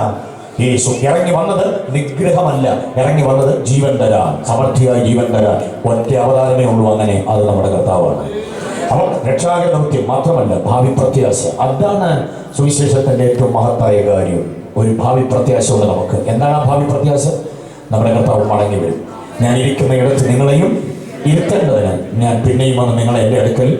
ഓ, അതാണ് സുവിശേഷത്തിന്റെ ഭാവി പ്രത്യാശ. സുവിശേഷം വിശ്വസിക്കുന്നവരുടെ ഭാവി പ്രത്യാശ. അത് നമ്മുടെ ആകതാരിൽ നിറയണം. ജീവിത പ്രാരാബ്ദങ്ങളുടെ മുമ്പിൽ മുങ്ങി താണ പോകരുത്. കർത്താവ് വരും, എന്നെ ചേർത്തുകൊണ്ട് പോകും. ഈ പ്രാർത്ഥനയും കഷ്ടതയും ദുഃഖവും നിരാശയും കണ്ണുനീരും മാത്രമേ സമ്മാനിക്കുന്നുള്ളൂ. പക്ഷെ ഇവിടെ നിന്ന് എനിക്കൊരു വിമോചനമുണ്ട്. എത്ര പേർക്ക് പ്രത്യാശയുണ്ട്? ഹല്ലേലൂയ. പക്ഷെ വാക്യത്തിലെ പ്രധാനമായിരിക്കുന്ന ഒരു ചോദ്യം ബാക്കി കിടക്കുകയാണല്ലോ. സമയമില്ലാത്തതുകൊണ്ട് വിവരിപ്പാൻ നേരമില്ല. എങ്കിൽ ആ ചോദ്യത്തിന് മറുപടി പറഞ്ഞേ ഈ പ്രസംഗം അവസാനിപ്പിക്കാൻ പറ്റുകയുള്ളൂ. നമ്മൾ വായിച്ച കുറിവാക്യം ഇങ്ങനെയാ: ദൈവത്തിന്റെ സുവിശേഷം അനുസരിക്കാത്തവരുടെ അവസാനം എന്താകും? അവസാനം എന്താകുമെന്നറിയാൻ 2 തെസ്സലോനിക്കലേഖനം 1:10 വാക്യം. 7 മുതൽ 8 വാക്യങ്ങൾ വായിക്കുമ്പോൾ നമുക്ക് കൂടുതൽ കാര്യം ഗ്രഹിക്കാൻ പറ്റും. പക്ഷെ 10ാമത് വാക്യം വായിക്കുന്നു: ദൈവത്തിന്റെ സുവിശേഷം അനുസരിക്കാത്തവർ ദൈവത്തിന്റെ സന്നിധാനവും അവന്റെ വല്ലഭത്വത്തോടു കൂടിയ മഹത്വവും വിട്ടകന്ന് എന്തോ ചെയ്യുന്ന നിത്യനാശം എന്ന ശിക്ഷാവധി അനുഭവിക്കും. രാത്രി എത്ര പേര് കേൾക്കും ഈ വാക്യം? ദൈവത്തിന്റെ ഈ വിശേഷതയാർന്ന സുവിശേഷം അനുസരിക്കാത്തവന്റെ അവസാനം എന്തോ ആവുമെന്ന് അറിയാമോ? നിത്യശിക്ഷാവധി. എവിടെ വിട്ടു പോകും അവൻ? ദൈവത്തിന്റെ വല്ലഭത്വത്തോടു കൂടിയ മഹത്വം വിട്ടകന്ന് എവിടേക്ക് പോകും? നിത്യശിക്ഷാവധി, നിത്യ നരകം, നരക തീപ്പൊയ്കയിലേക്ക് അവൻ തള്ളപ്പെടും. ഒറ്റ കാരണമേ ഉള്ളൂ, സുവിശേഷം എന്തോ ചെയ്യാത്തത് കൊണ്ട്, അനുസരിക്കാത്തത് കൊണ്ട്. സുവിശേഷം അറിയാനുള്ളതല്ല, സുവിശേഷം അനുസരിക്കാനുള്ളതാണ്. തെസ്സലോനിക്ക ലേഖനം 1:6 പറയുന്നു, അവൻ തന്റെ ദൂതന്മാരുമായി വരുമ്പോൾ ദൈവത്തെ അറിയാത്തവർക്കും സുവിശേഷം അനുസരിക്കാത്തവർക്കും എന്തോ കൊടുക്കുമെന്ന് പ്രതികാരം കൊടുക്കും. ആ പ്രതികാരമാണ് നിത്യശിക്ഷാവധി. ഇന്ന് രാത്രി എന്നെ ഈ കൂടാരത്തിൽ കേൾക്കുന്ന, ഈ ബേസ്മെന്റ് ഹാളിൽ കേൾക്കുന്ന ഒറ്റ വ്യക്തിയും ആ നിത്യശിക്ഷാവധിയുടെ ആഴങ്ങളിലേക്ക് പോകാതെ ദൈവത്തിന്റെ സുവിശേഷം അനുസരിച്ച് ഈ ദൈവപരിജ്ഞാനം ഏറ്റെടുത്ത് മുന്നേറുവാൻ നമ്മുടെ കർത്താവ് എത്രയും വേഗം പഠിക്കുന്നു. സുവിശേഷം അനുസരിക്കാത്തവന്റെ ഗതി അങ്ങനാണെങ്കിൽ അനുസരിക്കുന്നവന്റെ ഭാവി എന്താ? കർത്താവ് പറയുന്നു, ഞാൻ ഇരിക്കുന്ന ഇടത്ത് നിന്നെയും ഇരുത്തും. എത്ര പേർക്ക് പ്രത്യാശയുണ്ട്? ദുഃഖമില്ലാത്ത, വേദനയില്ലാത്ത, നിന്നയില്ലാത്ത, ആക്ഷേപമില്ലാത്ത, രോഗാതുരമല്ലാത്ത, ഒരു തരത്തിലും ഒരു നൊമ്പരവുമില്ലാത്ത, നമ്മളിതുവരെ വിഭാവന ചെയ്തിട്ടില്ലാത്ത ഒരു പുത്തൻ സംവിധാനത്തിലേക്ക്, തട്ടകത്തിലേക്ക്, സ്വച്ഛ സ്ഫടിക തങ്ക തുല്യ നിർമ്മിത വീഥികളുള്ള ആ നാട്ടിലേക്ക്, ഇമ്പങ്ങളുടെ പ്രതീസ എന്ന നമ്മൾ കൂടെ കൂടെ പറഞ്ഞു കേൾക്കുന്ന ആ സുന്ദരമായ ഭൂമികയിലേക്ക് നമ്മുടെ കർത്താവുമായി ഒരുമിച്ചൊരു മാറ്റം, ഒരു വാസം അതെത്ര പേർ ആഗ്രഹിക്കുന്നു? അത് സുവിശേഷം വിശ്വസിക്കുന്നവരുടെ ഭാവിയാണ്. ഹല്ലേലൂയ. സുവിശേഷം വിശ്വസിക്കുന്നവരുടെ ഭാവി പ്രത്യാശയാണ്. ഇനി ആ വാക്യം നോക്കിക്കേ, സുവിശേഷം അനുസരിക്കാത്തവരുടെ അവസാനം എന്താകും? നിത്യശിക്ഷാവധിയാണെങ്കിൽ അനുസരിക്കുന്നവരുടെ അവസാനം, അനുസരിക്കുന്നവർക്ക് ഒരു അവസാനമില്ല, അവർ കർത്താവുമായിട്ട് നിത്യത പങ്കിടുക. നിത്യതയെക്കുറിച്ച് ദർശനമുള്ള എത്ര പേരുണ്ട്? ഇവിടുത്തെ നെട്ടോട്ടത്തിനിടയിൽ, സമ്പാദനങ്ങൾക്കിടയിൽ, സമാഹരണങ്ങൾക്കിടയിൽ ഒരിക്കലും നിത്യത എന്ന ദർശനം നഷ്ടപ്പെട്ടു പോകല്ലേ. അത് ഹൃദയത്തിൽ ഏറ്റുകൊള്ളാൻ ഇടയാകണം. സുവിശേഷം നമുക്ക് ചൂണ്ടിക്കാണിച്ചു ഒരു ദൈവം, സുവിശേഷം നമുക്ക് ചൂണ്ടിക്കാണിച്ചു തന്ന രക്ഷകൻ, സുവിശേഷം നമുക്ക് ചൂണ്ടിക്കാണിച്ചു തന്ന ഒരു അനുഗ്രഹീതമായ ആത്മിക പാതയുണ്ട്. അതിലൂടെ പരിചരിക്കപ്പെടുവാൻ നമുക്കിടയാകണം. ബോധ്യമായവർക്കാണ് ഞാൻ ദൈവത്തെ സ്തുതിക്കുകയാണ്. ജീവിതത്തിന്റെ പ്രതിസന്ധികളുടെ ഘട്ടങ്ങളിൽ ഇറങ്ങി വന്ന് നമുക്ക് വേണ്ടി വിടുതൽ നൽകുവാൻ കഴിയുന്ന ഒരു കർത്താവ്. ആശയില്ല എന്ന് ചിന്തിക്കുമാർ കാര്യങ്ങൾ വല്ലാതെ ദുസ്ഥിതിയിലേക്ക് വരുമ്പോൾ അതിനകത്തുനിന്ന് ഒരു ഫീനിക്സ് പക്ഷിയെ പോലെ തന്നെ പുറത്തേക്ക് പറത്തുവാൻ കഴിയുന്ന ഒരു ദൈവശക്തിയുടെ വ്യാപാരമുണ്ട്. അത് സുവിശേഷം നമുക്ക് നൽകി തരുന്ന മഹത്തായ കാര്യമാണ്. അതുകൊണ്ട് യേശുവിന്റെ സുവിശേഷം നമ്മൾ ചെയ്തെടുക്കുന്ന മഹത്തായ അനുഭവങ്ങളിൽ പാത്രത്തിലായിരിക്കുന്നിടത്തോളം കാലം അനുഭവിച്ചുകൊണ്ട് നിത്യതയുടെ അനുഭവത്തിലേക്ക് ചേക്കേറുവാൻ കർത്താവ് നമ്മെ കുറിച്ച് ആഗ്രഹിക്കുന്നു. കണ്ണുകൾ ദൈവസന്നിധിയിൽ അടയട്ടെ. ഇന്ന് രാത്രി കേൾപ്പിച്ച് ഈ ആലോചനയുടെ മുൻപാകെ നമ്മെ സമ്പൂർണ്ണമായി സമർപ്പിച്ചു കൊടുക്കുവാൻ നമുക്ക് നമ്മെ ഏൽപ്പിക്കുകയാണ്. ജീവിതത്തിന്റെ ഒട്ടനവധി മാറ്റിവെക്കലുകളോ ഒഴിവാക്കലുകളോ ഒക്കെ ഉണ്ടായിരുന്നു. എന്നാൽ അതൊന്നും ആത്മീയതയെ ബാധിക്കാതെ ഭാരപ്പെടുന്ന വിഷയങ്ങളുമേ ദൈവപ്രവൃത്തി അധികമായി വെളിപ്പെടും. വിശ്വസിക്കുന്നവർക്കായി ഞാൻ ദൈവത്തെ സ്തുതിക്കുകയാണ്. ഹല്ലേലൂയ. ശത്രു തരികയിൽ നിന്ന് വാദിക്കുന്ന ചില മേഖലകളുണ്ട്, എഴുന്നേൽപ്പിക്കത്തിൽ നിന്ന് വാദിക്കുന്ന ചില മേഖലകളുണ്ട്. പക്ഷേ അവിടെ നിന്ന് ഉപ്പറ്റി ഉറപ്പിച്ച് തല നിവർത്തുവാൻ കഴിയുന്ന ദൈവപ്രവൃത്തിയുണ്ട്. ഇനി ഇതിനകത്തൊന്ന് ഞാൻ എങ്ങനെ കടമ്പ കടക്കുമെന്ന് ഓർത്ത് വേദനാതിപ്പെടുന്നില്ല. പ്രത്യക്ഷമായത് വാനമെങ്കിൽ നമ്മെ ചേർക്കേണ്ടതിന് അവർ പ്രത്യക്ഷനായത് സുവിശേഷത്തിന്റെ ഈ എനിക്ക് നായകമായി നൽകിയതാണ്.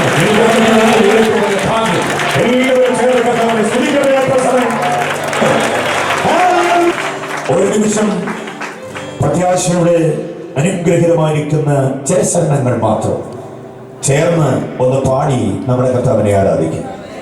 എത്രയും വേഗം പ്രത്യക്ഷനാകുന്നവനെ കുറിച്ചുള്ള നമ്മുടെ അകതാരിലെ ആഗ്രഹം വ്യക്തമാക്കുന്ന ചില വരികൾ നമുക്ക് ചേർന്ന് ഒന്ന് പാടാം. ആ പഴയ ഗാനത്തിന്റെ ചില ശരണങ്ങൾ. Price the Lord. എല്ലാവരും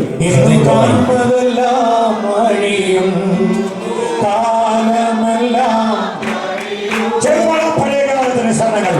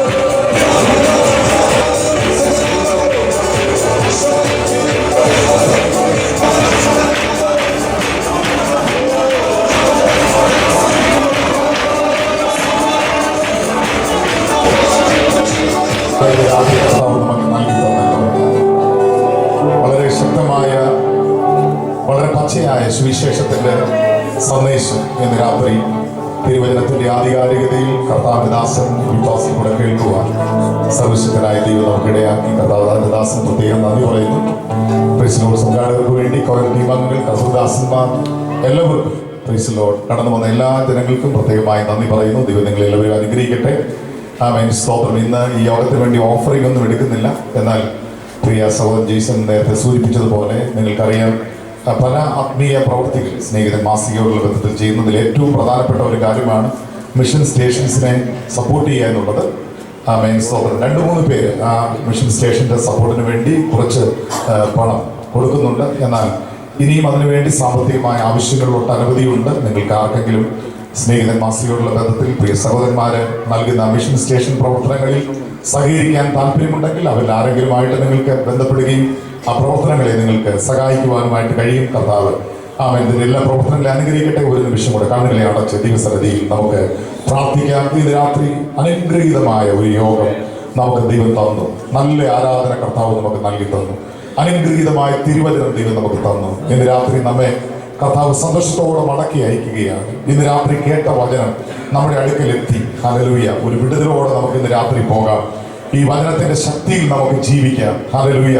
ലോകത്തിന്റെ ഹല്ലേലൂയ മോഹങ്ങളിലും മറ്റു കാര്യങ്ങളിലും മാത്രമല്ല, നിത്യതയുടെ പ്രത്യാശ നമ്മുടെ അകത്ത് ദൈവം ഇന്ന് രാത്രി വീണ്ടും ഉണർത്തുവാനായിട്ട് ഇടയായിത്തീരുന്നല്ലോ. സുവിശേഷം അനുസരിക്കാത്തവരുടെ അന്ത്യത്തെക്കുറിച്ച് നമ്മൾ കേൾക്കുവാൻ ഇടയായിത്തീരുന്നു. എന്നാൽ അങ്ങനെയല്ല, ഒരു വലിയ പ്രത്യാശ ഇന്ന് രാത്രി ദൈവം നമുക്ക് തന്നിട്ടുണ്ട്. ആ പ്രത്യാശ ഒരിക്കലും കൈവിടാതെ ഹല്ലേലൂയ മുന്നോട്ട് പോകുവാൻ കർത്താവ് നമുക്കിടയാകട്ടെ. നമുക്ക് എല്ലാവർക്കും കണ്ണുകളെ അടച്ച് ഒരുമിച്ച് നാം ദൈവസന്നിധിയിൽ പ്രാർത്ഥിക്കുമ്പോൾ കർത്താവിന്റെ ദാസൻ പ്രിയ സൈമൺ പാസ് മുമ്പോട്ട് കടന്നു വന്ന് പ്രാർത്ഥിച്ച ആശീർവാദം പറയുന്നതായിരിക്കും. നിത്യരാജ്യങ്ങളെ വാഴ്ത്തപ്പെട്ട സ്വർഗീയ പിതാവേ, ഈ രാത്രിയിൽ സ്വർഗീയ വചനത്തിന്റെ ശക്തിയും സാധ്യതയും അതനുസരണത്തിലൂടെ വെളിപ്പെടുന്ന നന്മകളെയും ഇന്ന് അങ്ങയുടെ ദാസനിലൂടെ ഞങ്ങൾക്ക് വെളിപ്പെടുത്തി തന്നല്ലോ. കാലാകാലങ്ങളിൽ ഈ സന്ദേശം അംഗീകരിച്ചവരും വിശ്വസിച്ചവരും അനുസരിച്ചവരും രൂപാന്തരത്തിന്റെ പുതിയ പ്രക്രിയയിൽ അങ്ങയ്ക്ക് ബഹുമാനവും ആദരവും ആരാധനയും നൽകുന്ന നിലയിലേക്ക് ഞങ്ങളെ ഉയർത്തിയതിനായി സ്തോത്രം ചെയ്യും. പ്രിയ കർത്താവേ, അങ്ങയുടെ അസാധാരണ വചനത്തിന്റെ ശക്തി ജീവിതത്തിൽ എല്ലാ ഘട്ടങ്ങളിലും വെളിപ്പെടുത്തുന്ന അനവധി നന്മകൾക്കായി ഞങ്ങൾ ഇന്ന് രാത്രി അങ്ങയെ സ്തുതിക്കുന്നു. പ്രിയ കർത്താവേ, അങ്ങയുടെ സാന്നിധ്യവും സ്നേഹം ഇവ ആസ്വദിക്കുവാനും വിശ്വാസത്തിൽ സമ്പന്നരാകുവാനും നിത്യതയെക്കുറിച്ചുള്ള ഭാവി പ്രതീക്ഷയിൽ ഭംഗം വരാതെ ജീവിക്കുന്ന ഒരു അനുഗ്രഹീത ജീവിതത്തിന്റെ ഉടമകളായി ഇന്ന് വചനം കേട്ട് എല്ലാവരും തീരുവാൻ ദൈവം സഹായിക്കണമേ. അനുഗ്രഹിക്കപ്പെട്ട തിരുവചന ഘോഷണത്തിനായി ഞങ്ങളുടെ ദാസനെ ശക്തീകരിച്ചതുകൊണ്ട് നന്ദി നിറഞ്ഞ ഹൃദയത്തോടെ ഞങ്ങൾ സ്തുതിക്കുകയും വാഴ്ത്തുകയും ചെയ്തു. കൂടി വന്ന അങ്ങയുടെ ജനങ്ങളിൽ ആ വചനത്തിന്റെ ശക്തി വെളിപ്പെട്ട് അവൻ നിർണായകമായ മാറ്റങ്ങളും ജീവിതാനുഭവങ്ങളിലെ വ്യത്യസ്തമായ അനുഭവങ്ങളും ഉൾക്കൊള്ളുവാനും അംഗീകരിക്കാനും ജനത്തെ സഹായിക്കുന്നത് കൊണ്ട് സ്വതന്ത്രം ദൈവിക പ്രത്യാശയ്ക്കായി ഞങ്ങളെ സ്തുതിക്കുന്നു. കർത്താവേ, ഭാവി പ്രത്യാശയും അവൻ ഞങ്ങൾക്ക് മറ്റെങ്ങും ലഭിക്കുന്നില്ല. ഏകസത്യ ദൈവമായ അങ്ങയും അങ്ങ് ആ പിതാവയച്ച പുത്രനെയും അറിയുന്നത് തന്നെ നിത്യജീവനാകുന്നു എന്ന് ഞങ്ങൾ ഓർച്ചല്ലോ. കർത്താവേ, ആ നിത്യജീവന്റെ സമ്പന്നതയ്ക്കായി ഏകസത്യ ദൈവമായ ക്രിസ്തുവിന്റെ മഹത്വത്തിലും മാന്യതയിലും ഞങ്ങൾക്ക് ജീവിത രൂപാന്തരം സംഭവിച്ച് അനുഗ്രഹീതരായ ദൈവമക്കളായി തീർന്ന് മുന്നോട്ട് പോകുവാൻ ഇടയാക്കണം. ഇത്രത്തോളം ദൈവം സഹായിച്ചതുകൊണ്ട് സ്വന്തം എല്ലാവിധ അനുഗ്രഹങ്ങൾക്കായി നന്ദി പറയുന്നു. യേശുക്രിസ്തുവിന്റെ നാമത്തിൽ തന്നെ പിതാവായ ദൈവത്തിന്റെ സ്നേഹവും യേശുക്രിസ്തുവിന്റെ കൃപയും പരിശുദ്ധാത്മാവിന്റെ സംസർഗവും സഹവാസവും നടത്തിപ്പും കാവലും ഇപ്പോഴും എപ്പോഴും എന്നേക്കും നമ്മോട് കൂടെ ഉണ്ടായിരിക്കുമാറാകട്ടെ. ഈ രാത്രിയിൽ കർത്താവ് ചെയ്യുന്നത് ദൈവത്തിനായി സ്തോത്രം ചെയ്യാം. Hallelujah, hallelujah, hallelujah. Price the Lord.